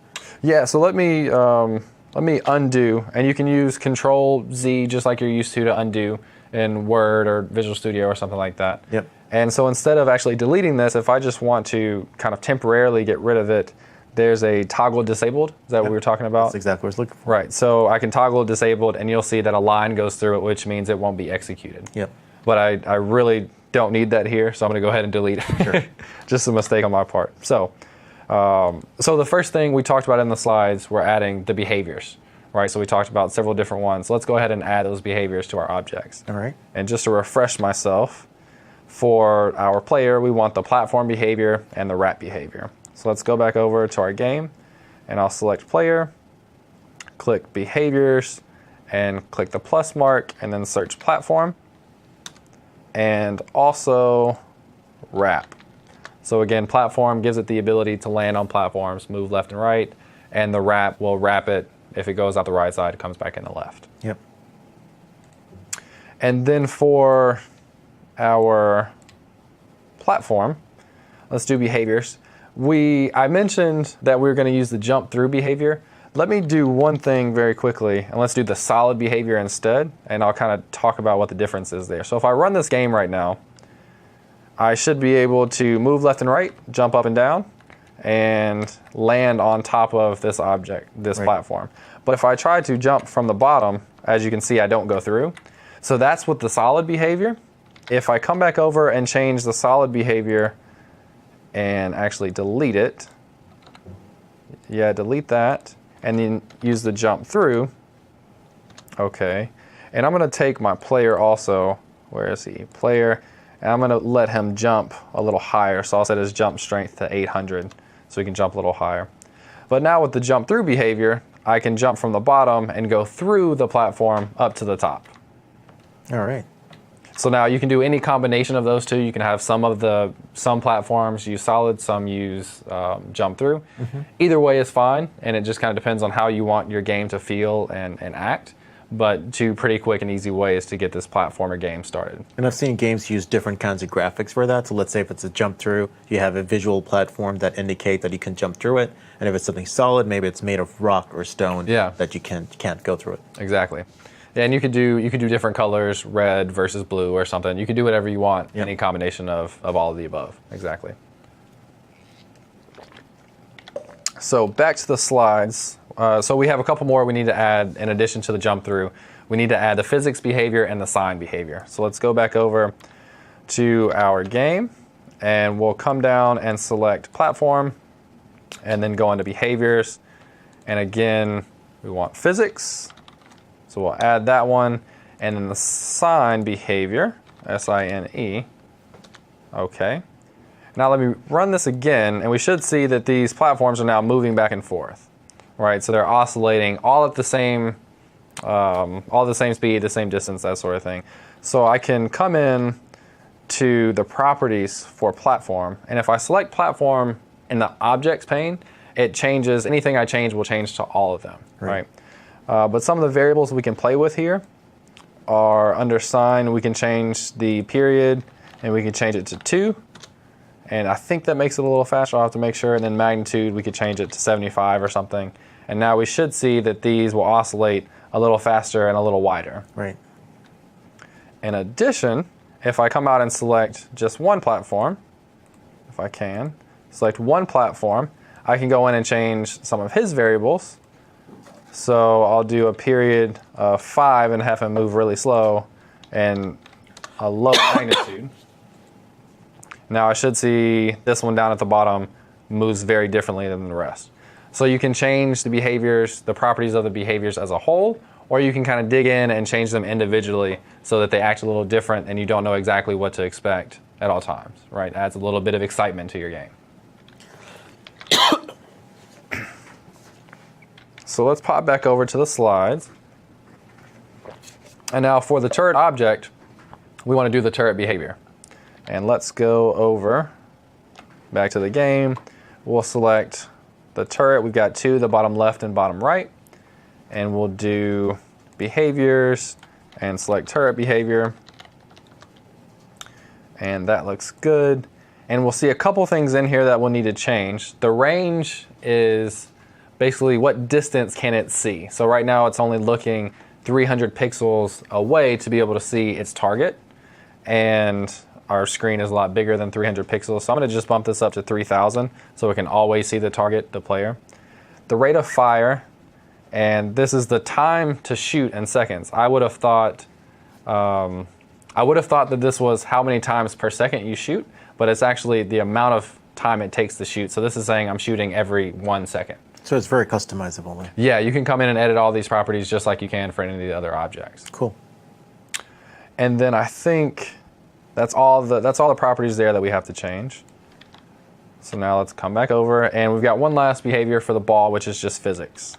And we're gonna see something a little awkward here that I'll have to fix, but let's go into the ball. And we wanna add physics. And remember, we added physics to the platform object as well. So we'll see something a little goofy here. When this ball falls, it's going to hit that platform and it's going to make it start spinning. That's what physics does. Now it's just spinning and rotating, and the player looks a little weird jumping on the spinning platform. So what we want to do is for the platforms, we want to keep them in place so that when anything hits it, it doesn't move itself. So we want to say that it's immovable. And now if we run again, the ball will fall down and it kind of bounces around and it'll follow, it'll slide around on the platforms as it moves around. And it's a little more what we expect, I think, right? Instead of the spinning platforms. And if you wanted to have a spinning platform, you could still click individual platforms to do that. You could, yes, that's a good point. We talked about changing how far it oscillates and how quickly it oscillates. You can change any of the properties for individual instances rather than changing it for all of the instances of one object. Exactly. So I think we've got, let me make sure we've got all the behaviors covered there. I think we've got all those covered. So now let's go over to functions. All right. And what functions are, again, if you're a programmer, you know what this is. It's nothing new. But functions is a way to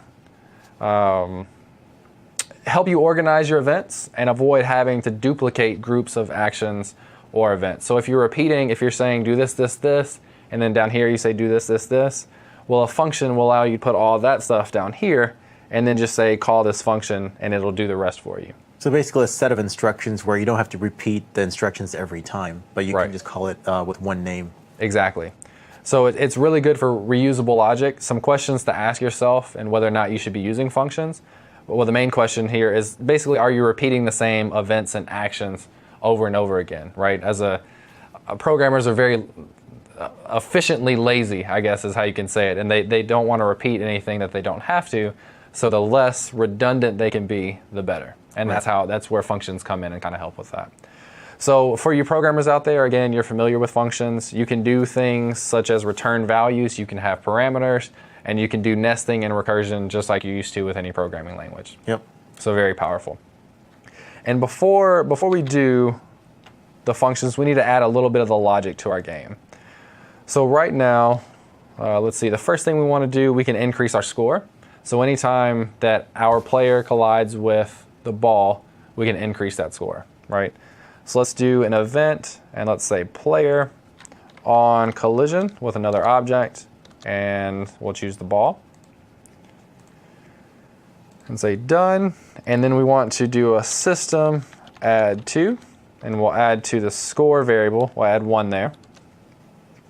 And then after adding 1, we also want to update that text that displays the score on the screen, right? Yep. So let's see. We've got not timer text, but score text somewhere. Score text. There we go. And then set text. And we talked about this in module 1, but we want to display the word score with a colon and a space, and then we'll tack on the score variable. Yep.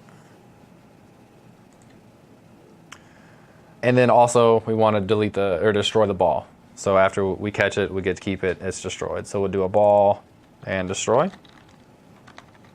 if I can spell correctly. So let's run again.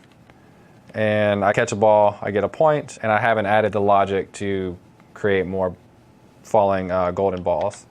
So that's the next thing we can do, right? We can say system, and then every X seconds, and then we can choose that variable that we have, the ball spawn rate, which is 2, so it's going to say every 2 seconds. And then I want to do a system create object, and create a ball object on, let's see, what layer are we in? I think it's layer 1. We can do a random X coordinate, again, between 0 and layout width. And then we can do the Y coordinate to -10, so it doesn't just spawn right at the top and come down, it'll spawn a little bit higher, right? All right, so now let's take another look. And we should see, we'll catch the first one, and then we'll see another ball fall, we can catch that one, and I can sit here and play all day long.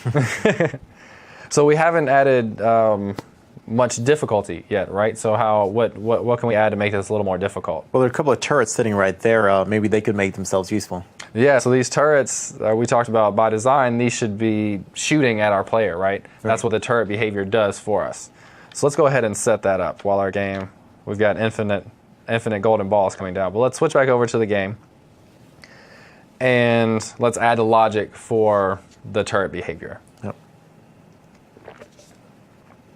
So So what you want to do with the turret behavior is you want to say on the start of the layout, when this game starts, you want to set the target for that turret so that it, throughout the game, it follows and rotates to aim towards that target. The target in this case is our player. So we've already got an on start of layout event, so let's just add an action there. And we can go to turret, and then under the actions for turret, you can do acquire target and choose target, and we'll do player and say done. So now it's locked into our target. Now we need to actually do the logic that does the shooting. So the turret has an event called on shoot, and based on, let's go back over to the layout and select the turret. Based on its properties, there's the rate of fire. Based on that property, it will shoot accordingly, how often it's supposed to. Right. So let's go back over and let's say that turret, and then there's the on shoot event. So every time that on shoot is triggered, we want to have the turret spawn another object, and we want to spawn a bullet object on layer 1. Did we add the bullet behavior to the bullet object? We may have. So the quickest way to check that, as you've shown us before, is just right-click on the bullet behavior or bullet object. Yep, I forgot that. So we need to go in and update that behavior for bullet. Yep. And there it is. So now let's take a look again at our game. And these are shooting bullets at us. We haven't added any logic where we die if we get hit or anything, but they're constantly shooting at us. If I move, the bullets follow me. They aim accordingly. And then we see one kind of awkward thing is that the bullets seem to be coming out of the middle of the turret, and we had that problem in part 1. Yep, and that was the image point where by default it's in the center of the graphic. Yeah, exactly. With the sprites, it's in the center, and with tile backgrounds, it's top left. Yep. Right. So let's make that change really quickly. Let's go into the turret. If I can double click there, and we'll add another image point, and we'll just do it right at the tip and press enter. And now when we create that bullet, we want to put it at image point 1 of the turret. Yep. So we'll run one more time, and we should see it look a little more natural. The bullets are coming out of the tip of the turret. Right. So the next piece of logic we want to add is, how do we lose? Right. Right. So right now you seem to have infinite lives, or you never get hit. You have invincibility here. which could be a game in itself, but we Right. probably want to make it more incentful for the user to try not to die. Yep. So what should we do for that? Maybe detect some collision there and have the person being destroyed as soon as they get hit. Yep. So the collisions will be the bullet.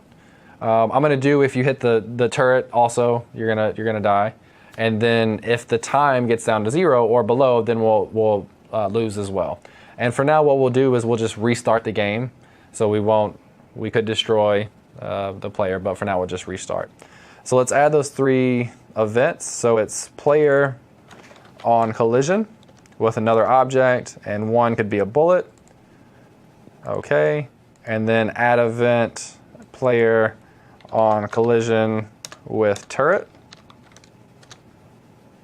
And then also we can do a system compare variable, and if timer is less than or equal to 0, then we'll do the same thing. Yep. So we don't want it to go into the negative. Right, and it actually would. If I ran it right now for more than 15 seconds, it would -1, -2 would keep going. Right.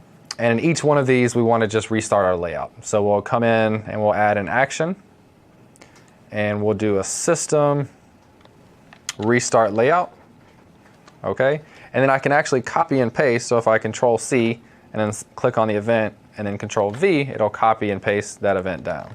And for those of you who've noticed, we've now repeated a couple of things. So that's a great way to remember that things like functions will help you take care of repeated actions. Right, so this is exactly where functions come in. So we're basically repeating the same exact thing. Now this is a very simple example because we're only doing one thing. We're only restarting the layout. But let's say in the future, we need to keep track of the score, update the high score, and then go and restart the layout. So we'll have multiple steps that we would be repeating. That's why we'll use functions. Yep. So let's go ahead. That's a good point. We can go ahead and do that now. So the first thing we need to do is add an event for our function. So we'll come in, we'll choose the function object. And again, this is one of those invisible objects that we add to the game. So it's just a double click add function. Yep. And then you can use it through any layout and event sheet.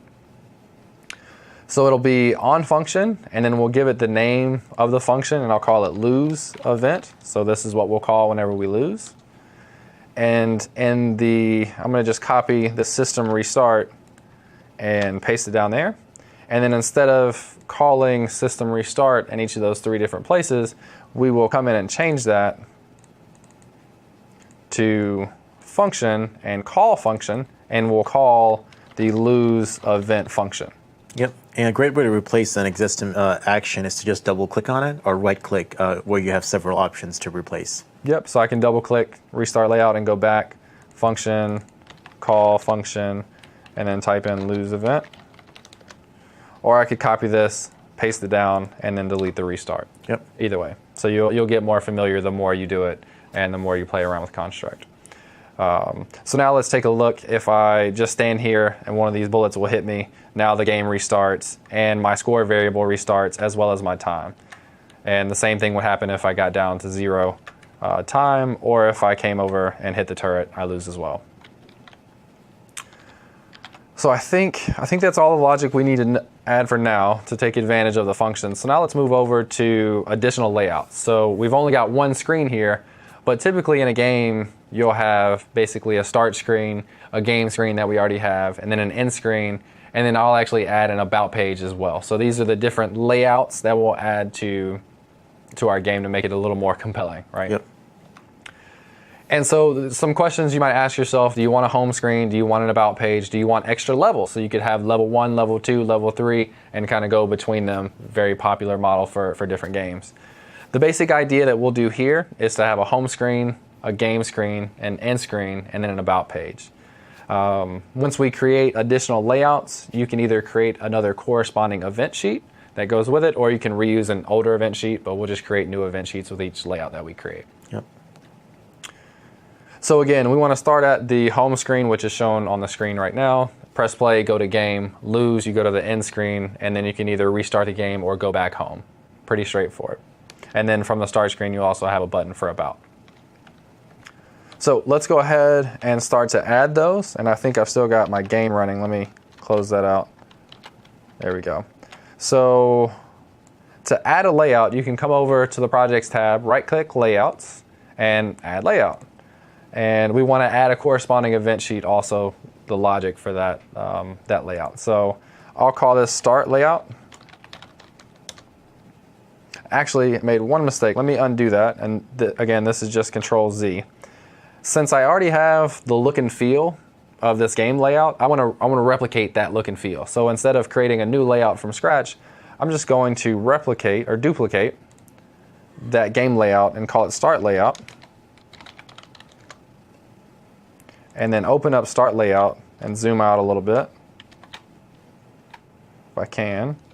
There we go. And I'm going to get rid of, so I don't want to display, or I will want to display score eventually. I don't want to have the time there. I don't want to have these platforms there, so I'll delete those. So while you're deleting that, I just wanted to mention that there are multiple ways to zoom out. You could use Control plus or minus on your keyboard, or you can use Control on your keyboard using the scroll wheel on your mouse, and that works too. Yep. I don't know why it stuck for me for a second, but yeah, two different ways. With a lot of things, there's different ways to do things, and it's just kind of whatever you're familiar with. Exactly. But I've got this down to the basic page that I want to start with. I've already defined some text objects. So the first one I'll drag in a title text, which is just the title of the game. So I'll put it up here. It says Golden Ball. I'll go and grab the play button. It's a text object. I just name it as a button because when I click it, I'll go to the play screen. Yep. And then I'll go in and grab the about button as well. That'll take me to the about page.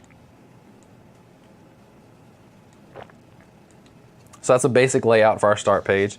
Then we need to have the event sheet. So I'll right click event sheet, add event sheet, and call it start event sheet.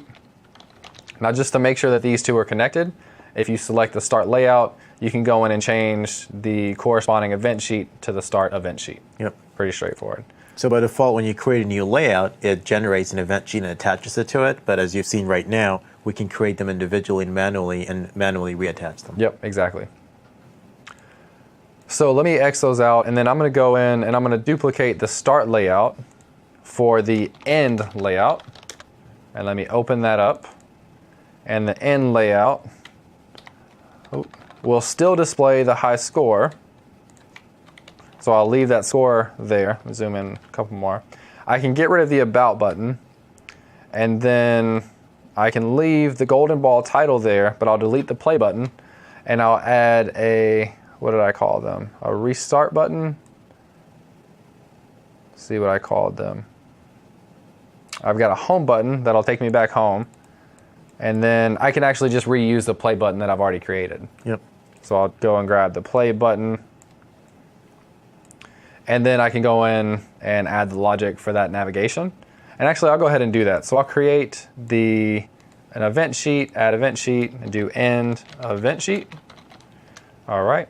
And then I'll make sure that the end layout is using the end event sheet. So I'll come in, change the event sheet to end event sheet. That looks good. And then I'll just say, I've already added the invisible touch object. So I'll say touch on touched object. So on the Play button, I will do a system go to layout, and then I'll choose the start layout and do a touch on touched object and do the, let's see, the home layout.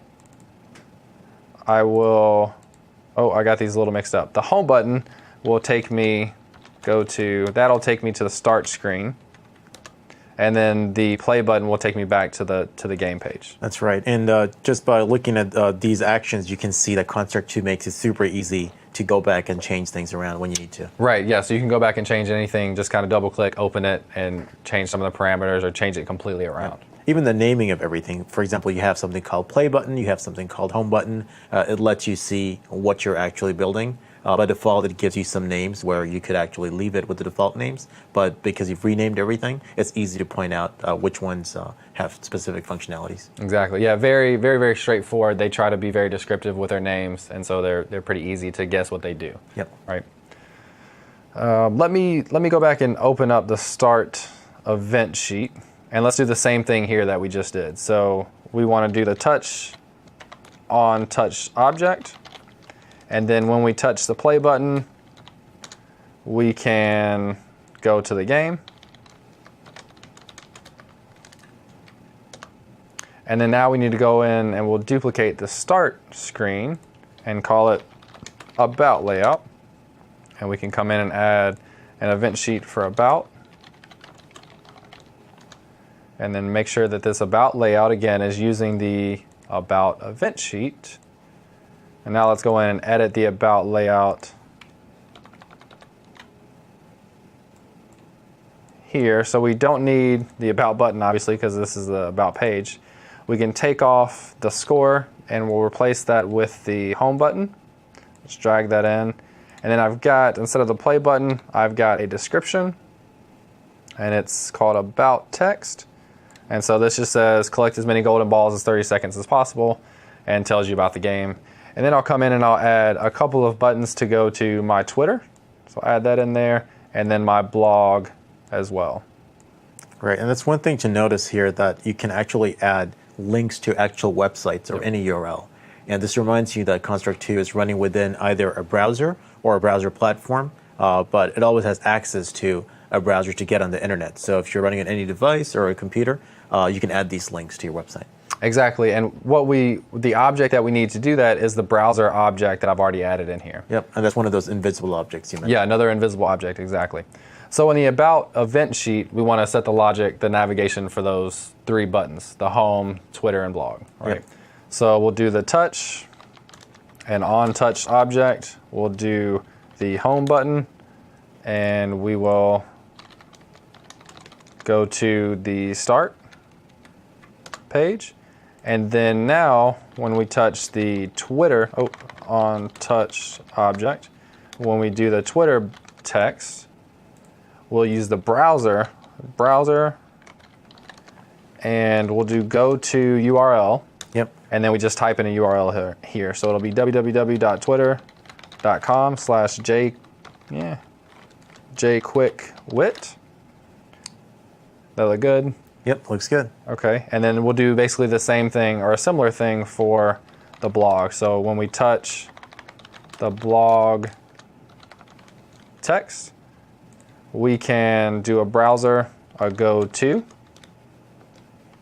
and we'll do, so it's blogs.msdn.com/quick, and here's the underscore that we talked about in the beginning, quick underscore thoughts. So I think, does that handle all the navigation? I think for testing, let me set this timer variable. I'll just set it to 3 so we can test pretty quickly. So let's run, we got a lot of stuff going on. So let's select the start layout, let's run it, and we can go to the about page. Oh, I haven't set that one yet. Oh, we did miss one of them. So if you can click play while you're here, we'll know if that one's set. There you go. Play works, and then we should, oh, we didn't change the losing event to go to the end page, so we got a couple things we got to fix. So let's see. In the start event sheet, we need to add to go to the about page, so touch, on touched object, and about button. And when we do that, we'll go to about page. And then and let me close out some of these so we can get some more room on here. It's kind of claustrophobic right now. But in the game event sheet, instead of changing restart layout 3 times, in the function that we have, we can just change it here and do a go to layout to the end layout. Yep. And now I need to select start layout again to run from start. So let's say this is our start screen. We can go to the about page and we'll see the description. We can click on blog. It'll actually go out to my blog. There it is. I can click on about in Twitter. It'll go out to my Twitter page. There we go. So that's it behind there. That's me. And then we can click play. And we can play the game. When we lose, we go to the end page. We can play again. If we lose, we can go home. So we have all the navigation between the layouts taken care of, right? Yep. I think that takes care of all the events. Yep. So pretty cool stuff. So you can do, I mean, that's the basic structure of a game. You have a title screen, a game page, and then maybe an about page. You can do all of that within Construct 2. Right. So when the game starts, I notice that everything just restarts itself. How do you save sessions or store anything? Yeah, so good point. We talked about wanting to maintain your score. So let's say you get a score and then you exit out of your game, you want that high score to still be there. Yep. So that's where we talk about permanent storage. And what permanent storage is, it allows you to store things for more time than just while you're in the browser. So you can close out the browser or the app and come back to it and it's still there. So the web storage object can store data locally on the user's computer between sessions. There's a lot of words on here, but what that means is you can store it, you can close your browser, you can close your app, you can come back to it, and it's still there. Yep. Pretty straightforward. And for web developers out there, you may have used something called HTML5 storage. So that's essentially what it is. Since it's using HTML5 and JavaScript under the covers, it's setting up HTML5 storage within the browser itself. Yep, exactly. So ways to use it: high scores, achievements, what current level the user's on, stuff like that.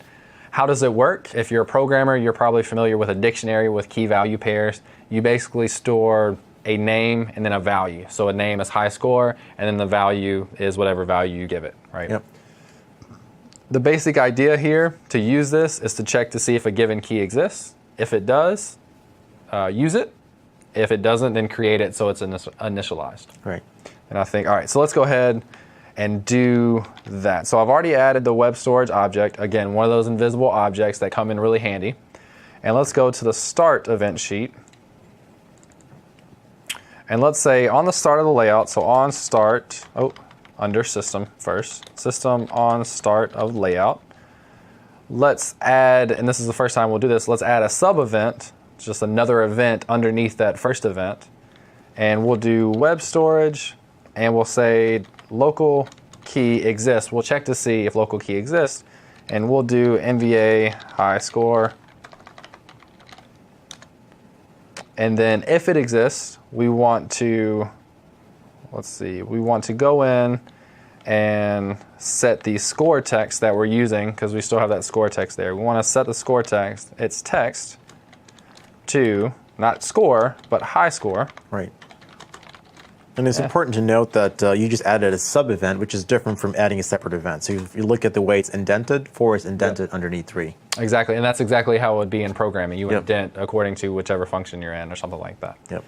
So we want to tack on, we want to say high score and then tack on the web storage value. So we'll do web storage and then a dot and then local value. Scroll down a little bit, local value. And then we needed to give it a parameter of what value we're looking for or what key we're comparing to get the value from, and that key is going to be MVA high score.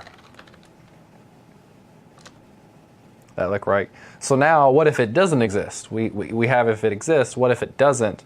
Then we can right-click on that event and add an else. Yep. So it's saying if that key exists, set the text. If not, now what do we want to do? And we want to, if it doesn't exist, we want to go out and create it. So web storage, set local value, and we'll set the MVA high, is it all one word that I do? I think so, yes. Let me double check. MVA high score, yep, all one word, high score. And we'll set it initially to 0 because that means they're opening it for the first time. Yep, so the spelling here is important. If you spell something differently, it refers to a different variable. So it's important to note that whatever variable name you choose, it doesn't matter what it is, but once you set it, try to remember what you use or just go back and take a look at it. Exactly. So if we set it, then we want to update our score text as well, and we'll say score text, set text, and we'll set it to high score, and we'll tack on a 0 right now, or we could go in and get the updated value, but we know we just set it to 0. Yep. Right. So that should take care of high score there. Now, how do we save the high score? Because we've initialized that we have that value stored, the key value stored, but how do we save it? And that's going to be in our game event sheet on the lose event. So here's where we can add some additional logic just once, and then it gets triggered every time it calls that function. So let's go in and let's say on the lose event, let's add a sub event, and let's compare. Let's do a system compare two values, and let's compare the score.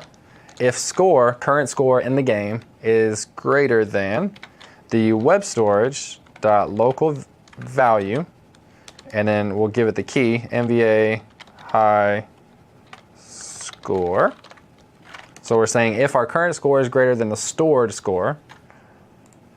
If that happens, we want to, let me make this a little bigger. And that's important because you don't want to replace the score no matter what the person gets. Right, you only want to replace if you've earned it, right? Yep, you got to work hard to get these high scores. Right. So now we'll go in and update. So web storage dot set local value, and we'll set MVA high score to the score variable. Yep. But what we're doing right now is we're executing this end layout, go to end layout first, but we want to do that after all of this. So we can actually come into lose event and add a blank sub event. Oh, add a blank sub event. Where is that? Add blank sub event and drag this end layout down. Now it's saying when you call the lose layout, if your score is greater than the web storage score, update it, and then regardless of that, after that, go to the end layout. Right. And so let's play this real quick. Let's play. Let me catch a ball. So I've got 1, and I haven't updated the home screen or the end screen. So let's go home. Now high score is 1. Yep. If I play again, let me see if I'm good enough to get 2. Or I lost, or my timer is short.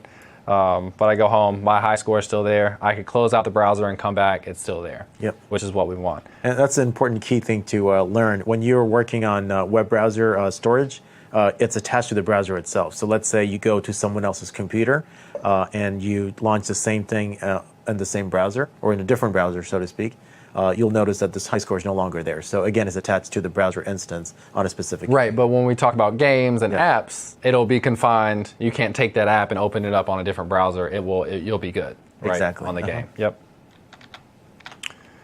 So after permanent storage, we have image frames and animations. So we're going to do a pretty simple example here. We're just going to turn the character left to right depending on which way he's moving. Right. It's going to be pretty straightforward. There's no 3D in Construct 2. We talked about that. Animation is possible with frames and animations and stuff. So let's go over to Construct, back to the game layout, select our player, and right-click and edit animations. And I'm just going to take this one down here, copy, and paste it. I think I can do that. or duplicate, sorry, right click, duplicate. And then I'm gonna go in and edit the one that's here and do a mirror so that he's facing left, and that should populate down here. But now I've got two, open them back up. Now I've got two images, one left and one right.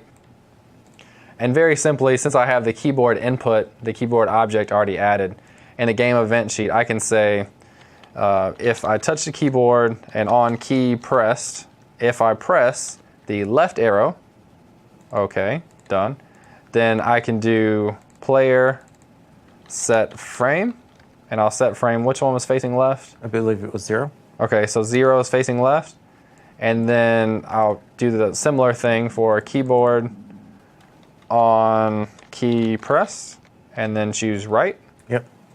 And done. And then I can copy this down here and change this to 1.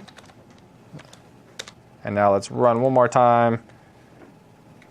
And so, are my image points off there? Yep, so when we add multiple frames to an animation, each frame by default has an image point right in the middle. So if you go to the second frame, you'll notice that your image point's still in the middle. And the first one, if you check the first one as well, they should both be towards the middle, right? So for some reason, your graphic is falling to the bottom. And this is something that you may experience if you use the platform behavior. There we go. But somehow it's corrected itself. Well, I changed it a little bit, but you want to make sure that the image points are the same. So now he's flipping left and right. Okay, there you go. So the last thing we want to do is add a mute button. So we need to go in and add some sound really quickly, and then we'll give you a way to take it off, take the sound off. Pretty simple and kind of necessary if you want to play somewhere that's quiet. So pretty straightforward. What we're going to do, we're going to create a global variable that's called muted. If it's 0, that means the game is not muted. That means you'll play music. And if it's set to 1, that means it's muted. It will not play, not music, but sound effects. Yep. Right. And we haven't talked about this yet, but the audio object, another one of those invisible objects that come in really handy, it will allow us to play media. And I've added a couple of sound effects in here under sounds for jump and shoot. So let's go to the game event sheet. And let's say when the turret shoots, I will do an audio and a play.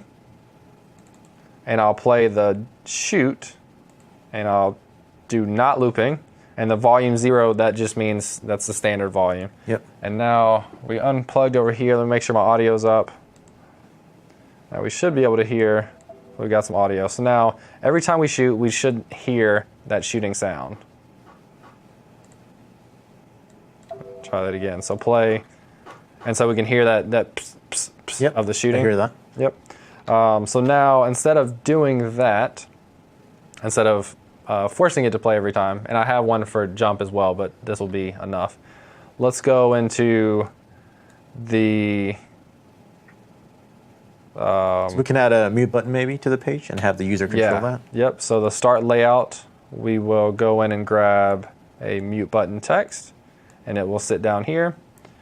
And under the start event sheet, we can say, well, we need to create the global variable that goes along with it. Yep. Right? So we will add a global variable called muted, and initially it's set to 0. And then, let's see, where am I going? When we click on so on touch object, when we click on the mute button, we can change the text of it to say, so mute button set text, and we'll set it to muted or unmute. And then we can update that variable, the global variable. So mute button, or no, sorry, system set value, and we'll set the muted variable to 1. Yep. And let's see, so now if I click it, it goes to unmute. And I would have to go back and say, add a little bit of extra logic to say, if it is 1 when I click it, then do the opposite of what I just did. Yep. If it's 0 when I click it, then do what I just did, right? Yep, that way it'll handle both cases. Yeah, that way it'll toggle back and forth. And then we would do a check inside of the actual game to see if it's enabled, if it's not. And then one additional thing you could do is you could use that as web storage, just like we did for the high score in web storage. So next time the person comes in, it'll remember whether it's muted or not. Right, so it'll save their preferences whether or not they want it to be muted or not, which is another thing you can use for web storage. It's just preferences in general. Yep.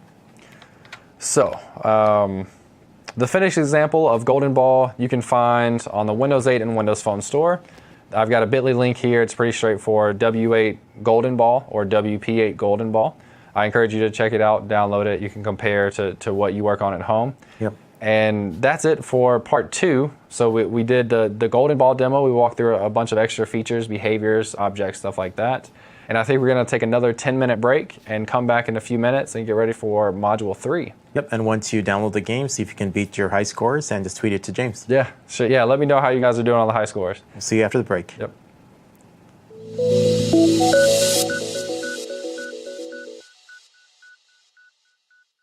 Sure that they are freely available. I modified them a little, changed the colors and so on. Gotcha. The background itself is a modified version of the sky that ships with the Flapping Bird template. Again, sometimes you can modify existing free graphics so that you don't have to build them from scratch. That's how I ended up with this. Again, very simple, but it's functional. Yep, so graphics is where I struggle. So building something from scratch is a big struggle for me. So being able to find something online and kind of go from there and use that is a really big plus. Yep. So with that, let's dive into our game templates. You've already seen one of the game templates that we started out with, which was the popular Flappy Bird clone that we're looking at. And from that, we're going to go into the Gallant Glider version of it. So I have a couple of windows open here. So let's take a look at this. So earlier when I'd shown this to you, you took a look at what the layout looks like. Let's break it down a little. So for this particular layout, we'll notice that we have some pipes on the screen, and then we have a background, and we have some tiled background at the bottom. Now, when I run this game, you'll notice that the browser pops up and the game is immediately playable. But now it flips back to the title screen. The reason it does that is because the Run Layout button by default loads the current layout that's in display. But you really want the game to start off with the Start layout. So let's click on Run Layout from here, and you'll notice that the game pops up with the Play button and the Start screen. Now, how do you make sure that your game starts from this particular screen? The way you do that is if you go up to your project, all the way up on the project panel, you'll notice that there is actually a first layout defined. So by default, it defaults to whatever layout you have at the beginning, which is your start layout. But you can also choose something for a particular one to start. Now, I know Run Layout launches only the currently viewed layout, but when you set the first layout after you export or publish the game, that's when the first layout kicks in. That's a good thing to make sure that you do right. Yep. Because if you publish a game and it doesn't go to the right screen, then it gets kind of awkward, right? So you want to make sure that you set that first layout to the one that you know will be the first layout you want the user to go to. Yep, and that's a great point because I could go ahead and run my game and debug it and run it all the time from the start layout. But when I publish the game, if I forget to make sure this is the first one or that the start layout is selected, it's not going to work. Right. Yep. So with that, let's take a look at the events. So Start Events is the event sheet for the start layout. And how do we know that? It's because if we take a look at the start layout, click it on the right, we'll notice that the event sheet is called Start Events. So with that, let's open up the Start Events event sheet. That's another thing about naming. When you name things appropriately, yes, you can go back and double check, but you kind of know the start layout is associated with the start event sheet because you name things appropriately. So the more descriptive you can be with your naming, the better off it is for you to read, and then especially if it's a template for other people to read and be able to use as well. Exactly. So when you start off, you can have one or two event sheets, one or two layouts. Maybe they're called Event Sheet 1 and Event Sheet 2. When you start cleaning up your project, it's best to have something more descriptive. So here we have two simple events which we saw earlier, and let's figure out what these do. So the play button can be clicked to launch the game. So this is very simple. As we saw earlier, James had added some events to his previous games.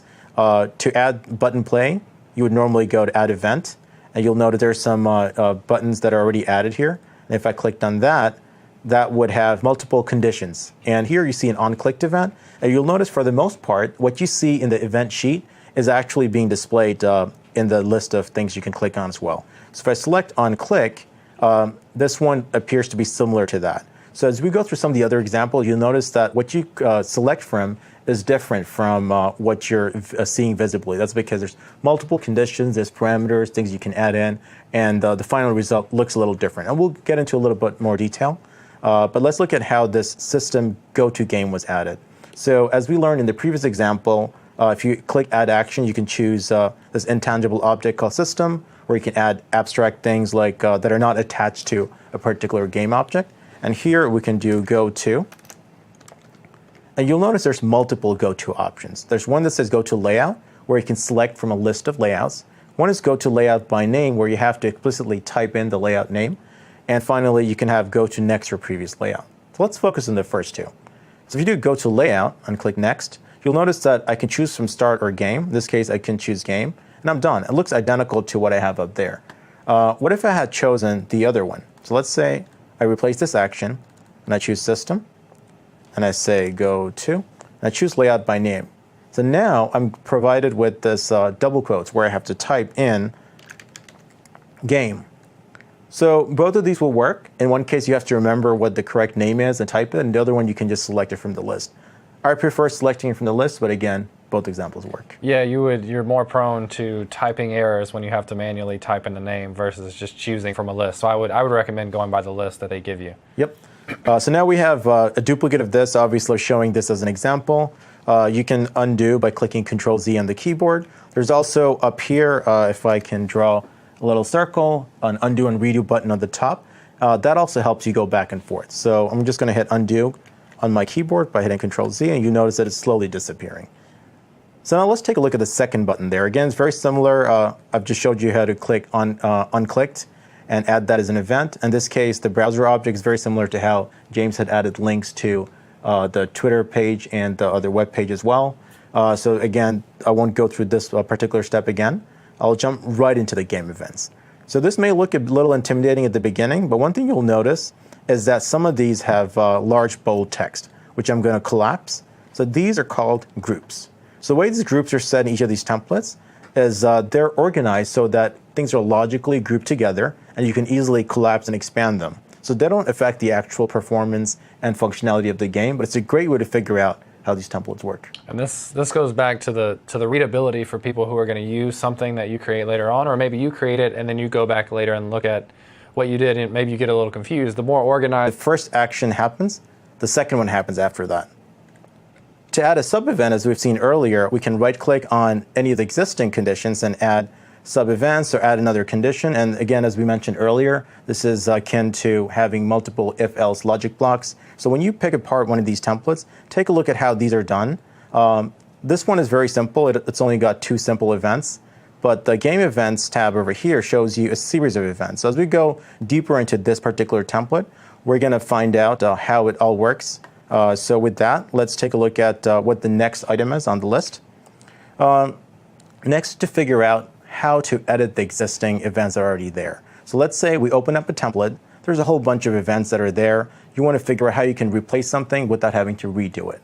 So one way to do that is to right-click on an existing action, and you can say add another action, or you can replace an action as well. You can also replace the object that the action acts upon. So right now, if you have a graphic that's here and you want to replace that object, you'll notice that it gives me another choice to add a different graphic. So here you're actually limited to something that's interchangeable with the object that's already selected. So you can't just replace a tiled background with the system object, but you can add replace one tiled background with another tiled background, something that's equivalent. So it's actually a new thing for me. I didn't realize that because I would always have to go back to get to the object and then go back forward to select the action for the object. But it's a good point because not only are you taking what they have, but you want to change and customize for your feel and your game, right? Yep. You want it, excuse me, to be exactly what you want it to be, and you want to take whatever you can leverage and just kind of change that and customize it to fit your game. Right. So again, make sure you try out things that are available in the system, but also look at what other people are doing. So with that, let's take a look at what's up next. So I have a bullet point over here that says objects, properties, and layers. So what does that mean? It means that for every object that's selected, it has properties that you can view and edit. It also has different layers that it can belong to. So if you take a look at our game layout, in this case, there's a bird sitting on the screen. By clicking on the bird, either from the main game screen or from the side panel here, we see that the property panel has changed. So in the properties panel, we can change things like the behaviors and other things that are already here. We can also check to see what layer it's on. So in this case, I only have one layer in this game, but if you had multiple layers, you could change the layer of something after having added it. So when I right-click here and say, Insert New Object, I'm adding something, it automatically gets added to the layer that's currently selected. So in the Layers tab, you'll notice there's that one layer. But in some of the examples we'll see today, you'll notice that there's multiple layers in some games, and you can choose to add to a layer by having it pre-selected. And you can also change the layer for any object simply by selecting it and then changing the layer. Yep, and we saw that earlier in both demos. We had different layers. In the first one we had, in the Ghost Shooter, we had a layer for background, for game, and for the heads-up display. And then we had a similar thing in the Golden Ball demo where we had a background basically, and in the foreground was the game. Yep. So don't worry about making mistakes. Once in a while, you'll notice that you do things that you may not intend to do. But you can always go back and change things around. And the shortcuts really help here. So if you hit Control-Z at any time, it'll undo most things. And by most, I mean sometimes you might move something around or change something that you may not have intended to do, may not undo. But for the most part, moving a position of an object or adding a new event, changing those actions that you see on the screen, those can easily be undone. Control-Z should definitely be your friend. Yeah. during Also the process. Control-S. So Control-S for saving and Control-Z for undoing. All right, so with that, what about modifying the template before you publish? So right now we looked at an existing Flappy Bird template that Constructor comes with. If you want, you could publish that as is, but it is obviously just a clone and a template that's available for learning. The best way to publish something is to make it unique, make it your own. So as we have seen in my version of the screen that you can see here, it says Gallant Glider. It's about a hang glider who literally flies through the air, and he tries to avoid obstacles. Again, very similar to this so-called Flapping Bird clone that we've been using, which is in itself a clone of the popular Flappy Bird game. All I did was I replaced all the backgrounds and graphics in the game and changed some behaviors so that it also tracks a high score. Yeah, it's a great example of how you can start with one of those templates, the Flapping Bird template, change a few things, customize it, really make it your own, and it looks like a different game. It looks like its own game completely. Yep. So it's an awesome way to get started and do your own thing. Yep. And the second part here, as you see in the next slide here, for modifying a template, your game also might have sound effects and background music. I don't have those in my particular game, but that's something you could add in. You could add a sound effect for when the person or character jumps up, when they fall out of the screen, or when something happens to indicate some sort of feedback to the user. Again, just as we had added some invisible objects, let's just mouse, keyboard, browser, and other invisible objects which the game uses, we can also add an audio object. And we'll see how to do that as well. Yep. And just to kind of add on, we're starting with these templates, but that doesn't limit you to anything. Yep. You can take the template and you can just take whatever you want and delete the rest of it and kind of change it. So you don't even have to follow the majority of what's there. It's just a starting point and you can change whatever you want. Yep. So here I have a little note down here on my slide. It says it's pretty important, attribute the original author as appropriate. And the reason you do that is because sometimes you'll find free things on the internet, but there might be some rules on how you can share and redistribute that material. So today, as I mentioned earlier, we're using the Ghost Shooter template and now the Flappy Bird tutorial that we're building upon. And again, we'd like to thank the folks at Zara for providing some tutorials for us. And we also have links towards the end so you can find out how to find those tutorials. And Shahid, I don't think we've talked about this yet, but where do you go to get your graphics? Where did you get your graphics that you ended up using? So for my particular graphics, I did some web searches and looked around for graphics that are free. And again, I looked on many different websites to make sure I found that is actually look for rotate clockwise instead of looking for rotate 60 degrees. Because again, that's the parameter. Right. So the thing that appears finally is a combination of what I added and the parameters I added. So we touched on collisions just a little. These are all identical, so I'll run through these really quickly. Basically, all of these four collisions is with the bird and different things on the screen. There's the bottom pipe, the lower pipe, the bird being outside the layout, and the bird overlapping the ground. So obviously, we don't need to check if the bird is overlapping the lower ground, because there's two levels of ground, if you remember on my screen right here. There's the green and the orange. So if we go back to game events, we'll notice we only need to check the collision with the green. And we're doing the same thing for all of them. So notice the template that it ships with shows you how to go to the start layout. It used the quotes in this case, and the other ones it used go to layout with the start being selected from the drop down. But it does the same thing. So this is one case where you could have actually replaced it with the function. So if you take this template and you want to make some changes to it, this is a great place to reduce this into a single function. Yep, and that's what we did with the lose event function. Yep, for golden ball. For golden ball, yeah, exactly. Yep. So if in this case it didn't really make as much sense because there's just one action you're repeating. Yep. But if you're doing a couple of them that you're repeating, a function is a great way to go. Yep. So next on the screen, we have the scoring group over here. So you'll notice in all of these templates, they actually have very nice comments. So in case you forget what it's doing, again, you can take a look at these comments. In this case, it's checking to see whether the bird has crossed over the bottom pipe or not. And you'll notice these two things are stuck together. They're both at number 12. So after the first one was added, the second one was added by clicking add and add another condition. So that's sort of like checking an if statement with two things that are also happening together. These actions are a series of actions, and all three of them happen in sequence if only these two conditions are true. And those events can get a little tricky when you have nested sub events and if events and else and extra conditions and or conditions. They get a little tricky, but they come with time of just kind of playing around with them and seeing how the logic works. Right. So again, I'll learn from experience. So let's take a look at these two things here. So we see x is less than bird equals x. So how was that added? I'm just going to say replace condition to see how that works. So as if I'm going to replace it, you'll notice there's something called x is less than bird x.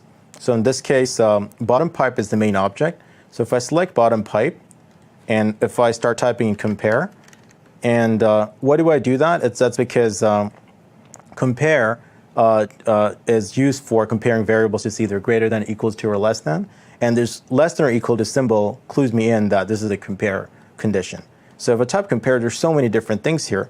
But one thing down here says compare x. So this x over here, it doesn't say bottom pipe.x because bottom pipe is already the object here. So when I click compare x and click next, you'll notice that I have the choice of selecting less than or equal. I can start typing in bird.x. So again, I picked up the word background there because I was typing very quickly. Accidentally picked up the wrong thing from the IntelliSense, but I just retyped bird.x. So when you enter this, it basically sets it to bottom pipe x less than or equal bird.x. And when this second one is added, you'll notice it says is scored. Now, scored is a Boolean variable that added to bottom pipe itself. Or rather, the template builder added it. So if you right-click on bottom pipe and select instance variable, you'll notice it's got one Boolean variable called scored, and it's initially set to false. And that was added simply by clicking on your bottom pipe, and then you can click on instance variable from the left panel, or you can right-click and click instance variables from there. But essentially, you click on the plus sign and add a new variable and choose type Boolean, and you can set it to a value of false. So once that's added, how do we check for that here? Basically, I'm going to do replace condition again to see how this template was built, and I can choose bottom pipe again. And I'm going to check a Boolean. So when I type in the word Boolean, it says is Boolean instance variable set. That's a mouthful, right? Notice that has nothing to do with what's being displayed on the screen, but there's the word is followed by the Boolean variable. So if I remember that, I could type in is, and there's again a lot of options, but if I remember to type is Boolean, there it is. So when you do that, that lets you choose the instance variable. And when you add it by default, this red X doesn't appear because it always checks for the positive to see whether it's added or not. So the first time I saw this, I was a little dumbfounded. I was like, how do you add that red X? So I right-clicked on it, noted there's something called invert, which is not red, but it's grayed out. But if you click that, that actually toggles this red X. So basically, you're saying that if the bird hasn't scored over a pipe, let's do all these things and add a score. And once that's done, you can set score to true. So basically, what it's doing is that you don't want to keep the scored variable set with the same value after it's set the first time, but you want to reset it every time. Because so that's those what this pipes will continue to move. Yep, and you want to score the next pipe. Right, and you only want to score that one pipe once. So it'll continue to be, its X coordinate will continue to be less than your bird, but you only want to record that score once. Exactly. Or else you earn a lot of points really fast. So another thing to do here is to look at the background. And again, the background is giving an illusion of movement here. So instead of having the camera move to the right, things are coming to you. So in this case, both the backgrounds over here are being compared. If you recalled earlier, we did a compare when it just says X or Y, this X belongs to this object here. So again, if you do replace object, it shows you how this object was added. So basically, when an object is selected, we can replace this background. So if I'm going to do undo over here and just say replace condition. So here I can choose the tiled background, and I want to compare that x. So again, I type in compare and compare x. In this case, I can choose less than or equal, and that's how this condition was built. On this side, you'll notice it says set x. So this one looks a little tricky. Again, it's one of those things where you look at the template, you don't know how it was built. But if I choose the tiled background, you notice I can type in set, and it has two things here, set boolean and set value, and towards the bottom here, two more things, set x and set y. In this case, it is a set x because it's for this particular item. So x and y, although are sort of like instance variables that belong to the object. As you are, the better it is for people to read, to go back and understand what you did. Yep. And the more experience you have with kind of architecting these Construct 2 projects, the better you'll get at organizing them and making them the most readable and best way possible. So. Yep. So now we have, at the bottom of the screen, we'll have the ability to right-click and add additional things. So you notice there's an add event link at all times where you can click on and add new things. You can right-click and add event. When you right-click, you do have options for comments, groups, and global variables.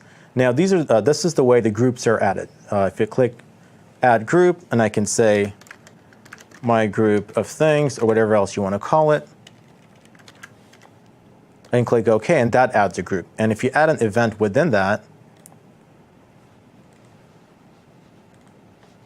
it adds the events right underneath it. So again, that's a way to add these groups, as you can see, exists in this template. So let's go into each of these. So at the very top, we have some global constants. We've already seen earlier how we can create global variables, but you'll notice that some of these are constants and some of these are not. And just to recap, when you right-click in a blank area and then add a global variable, this is what the screen looks like. And there is a checkbox for constant. So you check it when you do want constants, and you basically uncheck it when you don't. So obviously the score needs to be a variable that can change as you're making more points. Or else you don't really get the success or the reward for your success. Exactly. You'd always have a score of 0. So let's jump through each of these one by one. So on start of layout, we want certain things to happen. There is some initialization going on where the score text is being set. You'll notice something cryptic here that says the web font is being set. This is completely optional. You don't have to set a web font. By default, it does pick up whatever font is available. But if you wish to set a font, it is available for your text box. And also these backgrounds that are moving quickly in the game, when I was running the game earlier, you may have seen that the background only exists once in the layout, but it keeps rushing towards you very quickly. So when the game starts, it makes sure that the layouts are aligned correctly with the backgrounds, and also the initial pipes are destroyed and the bird is aligned. So what does it mean for the initial pipes to be destroyed? That's because when we look at our game layout, there's 2 pipes out there, and we're auto-generating a lot of pipes that are going to come towards you. We want to make sure that these 2 pipes don't intersect with the auto-generated pipes, otherwise they're going to overlap. So we'll take a look at the template further down to show you what that means. Next, we move on to the movement part. This is really small, so the touch actually takes care of the click, and I believe we talked about that earlier as well. This is really important to note because if you just add a mouse click, that won't handle any touch events, but if you handle touch events, it'll take care of clicks, and it will take care of the mouse clicks in addition to your touch events. Yeah, so that's really the best way to go with the mobile stuff that we're doing, because we're talking about phones and tablets and touchscreen laptops and big touchscreen monitors like this, where you have to be able to support both if you want to get all the users that are out there. Right. So over here, what we're saying is that on touch, the bird sets an angle to a certain number of degrees, and it jumps upwards. Now, if you recall, we talked about the coordinate system where y goes down. So having a negative jump strength going upwards makes the bird jump up when it starts out. Now, there's also an angle set value for 320 degrees. It starts off at a horizontal plane, and it goes in a circle, if you can imagine a circle that is counterclockwise. And so 90 degrees would be towards the bottom, and 320 is all the way around, almost to 360 degrees. So the way that's set, if you recall, I mentioned earlier, sometimes when you look at it, you don't know how this was set. So if I add a new action, I'll show you how that works. So if I had selected bird as an action, you'll notice it says set platform vector y. So if I start typing in set platform vector y, you'll see there's nothing there. So what if I just say set, and I scroll down to see what the platform section is? You'll notice there's something called set vector y. So when I select that, it's basically setting the y vector for the platform behavior. So that's where their name comes from. So in case you can't find the name exactly as it appears, start typing it slowly and just scroll up and down to see if you can find it. And once you know what it is, now you know better, and you can type in set vector y. So that way I can select set vector y, and here the value is being set to negative jump strength. I could have set it to a negative integer value, or I could just type in jump strength. You'll notice that that's one of the constants I had added above, and I can select it and then click done, and that looks exactly like this value up here. So I'm going to undo that. So I'll be doing this a lot. We'll look at the template. We'll see how to recreate some of these, and if we've already covered it, I'll just mention it in passing. Set angle should be pretty easy. If I add action for the bird and type in set angle, you'll notice there is an option that says set angle. And if I select that, I can actually type in 320, and that's what creates this. So let's undo that. So what that does is make sure that every time you touch it, the bird rotates just a little. So let's actually run that, see what it looks like. So see how the bird is, every time I click on the screen, it's sort of rotating just a little. So that's and what then when he's falling, he's rotating a little bit to face downward. Yep. Which is, I think, the next step that you'll get to. Yep. So there's another system here, system every tick action. So we talked about a tick is not really a second. It happens several times a second. In this case, it could be 60 frames a second. So let's not worry about how many times per second. If you just want something to be done at all times, make sure that you use system every tick. So it just happens very frequently. So in this case, I've said rotate 60 times. There's something called DT over here. So this one's a little tricky. First, I'll show you how to add something like rotate. So when I chose bird and I said rotate, and the key thing to notice here is there's the word rotate and the word clockwise. So if I choose rotate clockwise and click next, I can add a formula. So if I type in 60 and multiply it by dt, so what is dt? It's a built-in variable called delta time, and it ensures that if you multiply it by the number of times per second, it smooths out your game. So regardless of how powerful your computer is or what the frame rate is, delta time is something you don't really have to worry about. It's something you can use to make sure you can use time-related variables without having to worry about how quickly a CPU is running. So if I run that, notice that that looks identical. So the way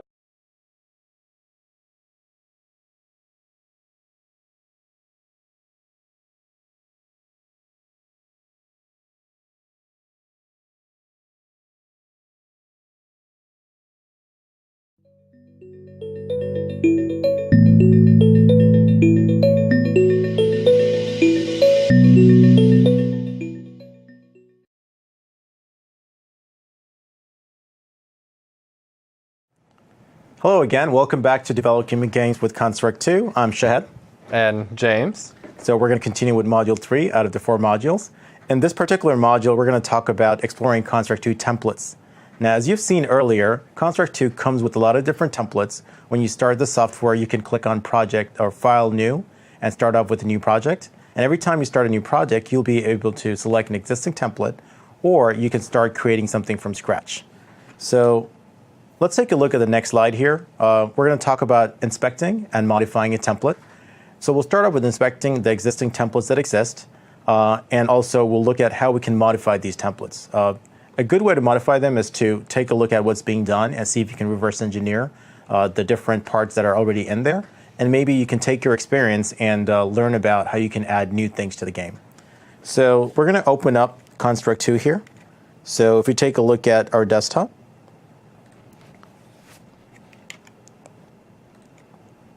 we will take a look at the Flapping Bird template that we have open. So let's move over to that. And while you're getting that going, I'll just kind of add to what we're talking about. These templates that we have, there's a couple that I've created, there's some that come from Construct 2, Yep. but they're just a great way to get started and not really have to redo all the code that's already been done for you. Yep. So it gives you a good starting point. You can get going, make some modifications, which we'll show you how to do, and get going quicker and easier than it would be to start from scratch like we were doing earlier. Right, and this is one of the ones that we're going to look at. So as we looked at in the earlier modules, we have multiple layouts and different event sheets that are attached to them. This particular template actually comes with Construct 2, and the way to get to it, if you click File, New, you'll notice that earlier it started with an empty project or some existing project. You can scroll down the list and look for this so-called Flapping Bird template that Construct 2 comes with, or you can search for flapping in this case and select it. So that's how you'd get something like this. We'll also take a look at how you can modify this to create your own version. So as we get back to our presentation, we'll take a look at what else you can do with it. So basically, the game templates we're going to talk about today are the Flapping Bird template, from which we'll build our own game called Gallant Glider. And then we'll go on to an infinite runner, and we'll look at an example called Ninja Cat Runner. You see a couple of sprites here which show the different frames of the Ninja Cat character, and you see he's running around. This is used to modify the existing infinite runner template. So next up, we have an infinite jumper, similar to the doodle jump type game that we looked at earlier, where you're jumping upwards. In this case, the screen is always moving. The platforms are always coming down at you. We'll take a look at how the same Ninja Cat character can be used to jump upwards as well. And finally, we'll wrap up with a couple of templates that James here actually came up with. One is a trivia template, and finally, a generic game template. This allows us to build any game. So can you tell us a little bit about the generic game template? Yeah, actually, we probably should have mentioned the generic game template first, because that's really the base for the trivia template. But some of the stuff we did earlier with having the page navigation with the start page, the game page, the end page, and how those keep high scores and stuff like that is all kind of built into the generic game template that I created, just as a kind of a head start that takes care of some of that stuff for you. And then the trivia template is basically built on top of that generic game template. So the trivia template adds some logic to read in a file with trivia questions and handles all the answering and stuff in the game section of the template. So it gives you a head start, just like all these templates do, and lets you get going a little bit faster. Right, so the key thing here is to not only give you a head start, but also reduce the amount of time you'll reuse to duplicate the work you've already done. So let's say you could build everything from scratch, where you have to redo things you've already done, or you could use some of the existing templates, and you can also build your own templates and build upon that. So with that, let's take a look at the next slide, inspecting and modifying a template.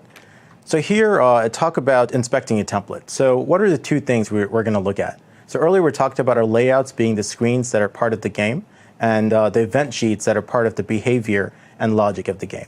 So in this case, let's take a look at the different layouts for one of these games. So the layout here on the right, as you can see, the projects tab, the projects panel shows you a start layout and a game layout. And the way you can see what event sheets are attached to is any particular one that's selected shows the properties panel. So as we saw during James's demos, the event sheet shows you what it's attached to. Now every time you try to create a new layout, you'll notice it asks you whether you want to add a new event sheet or not. So when you add an event sheet, it automatically attaches it to the layout you just created. And if you don't add an event sheet, it creates a layout by itself, and you can choose to add a different event sheet at a later time.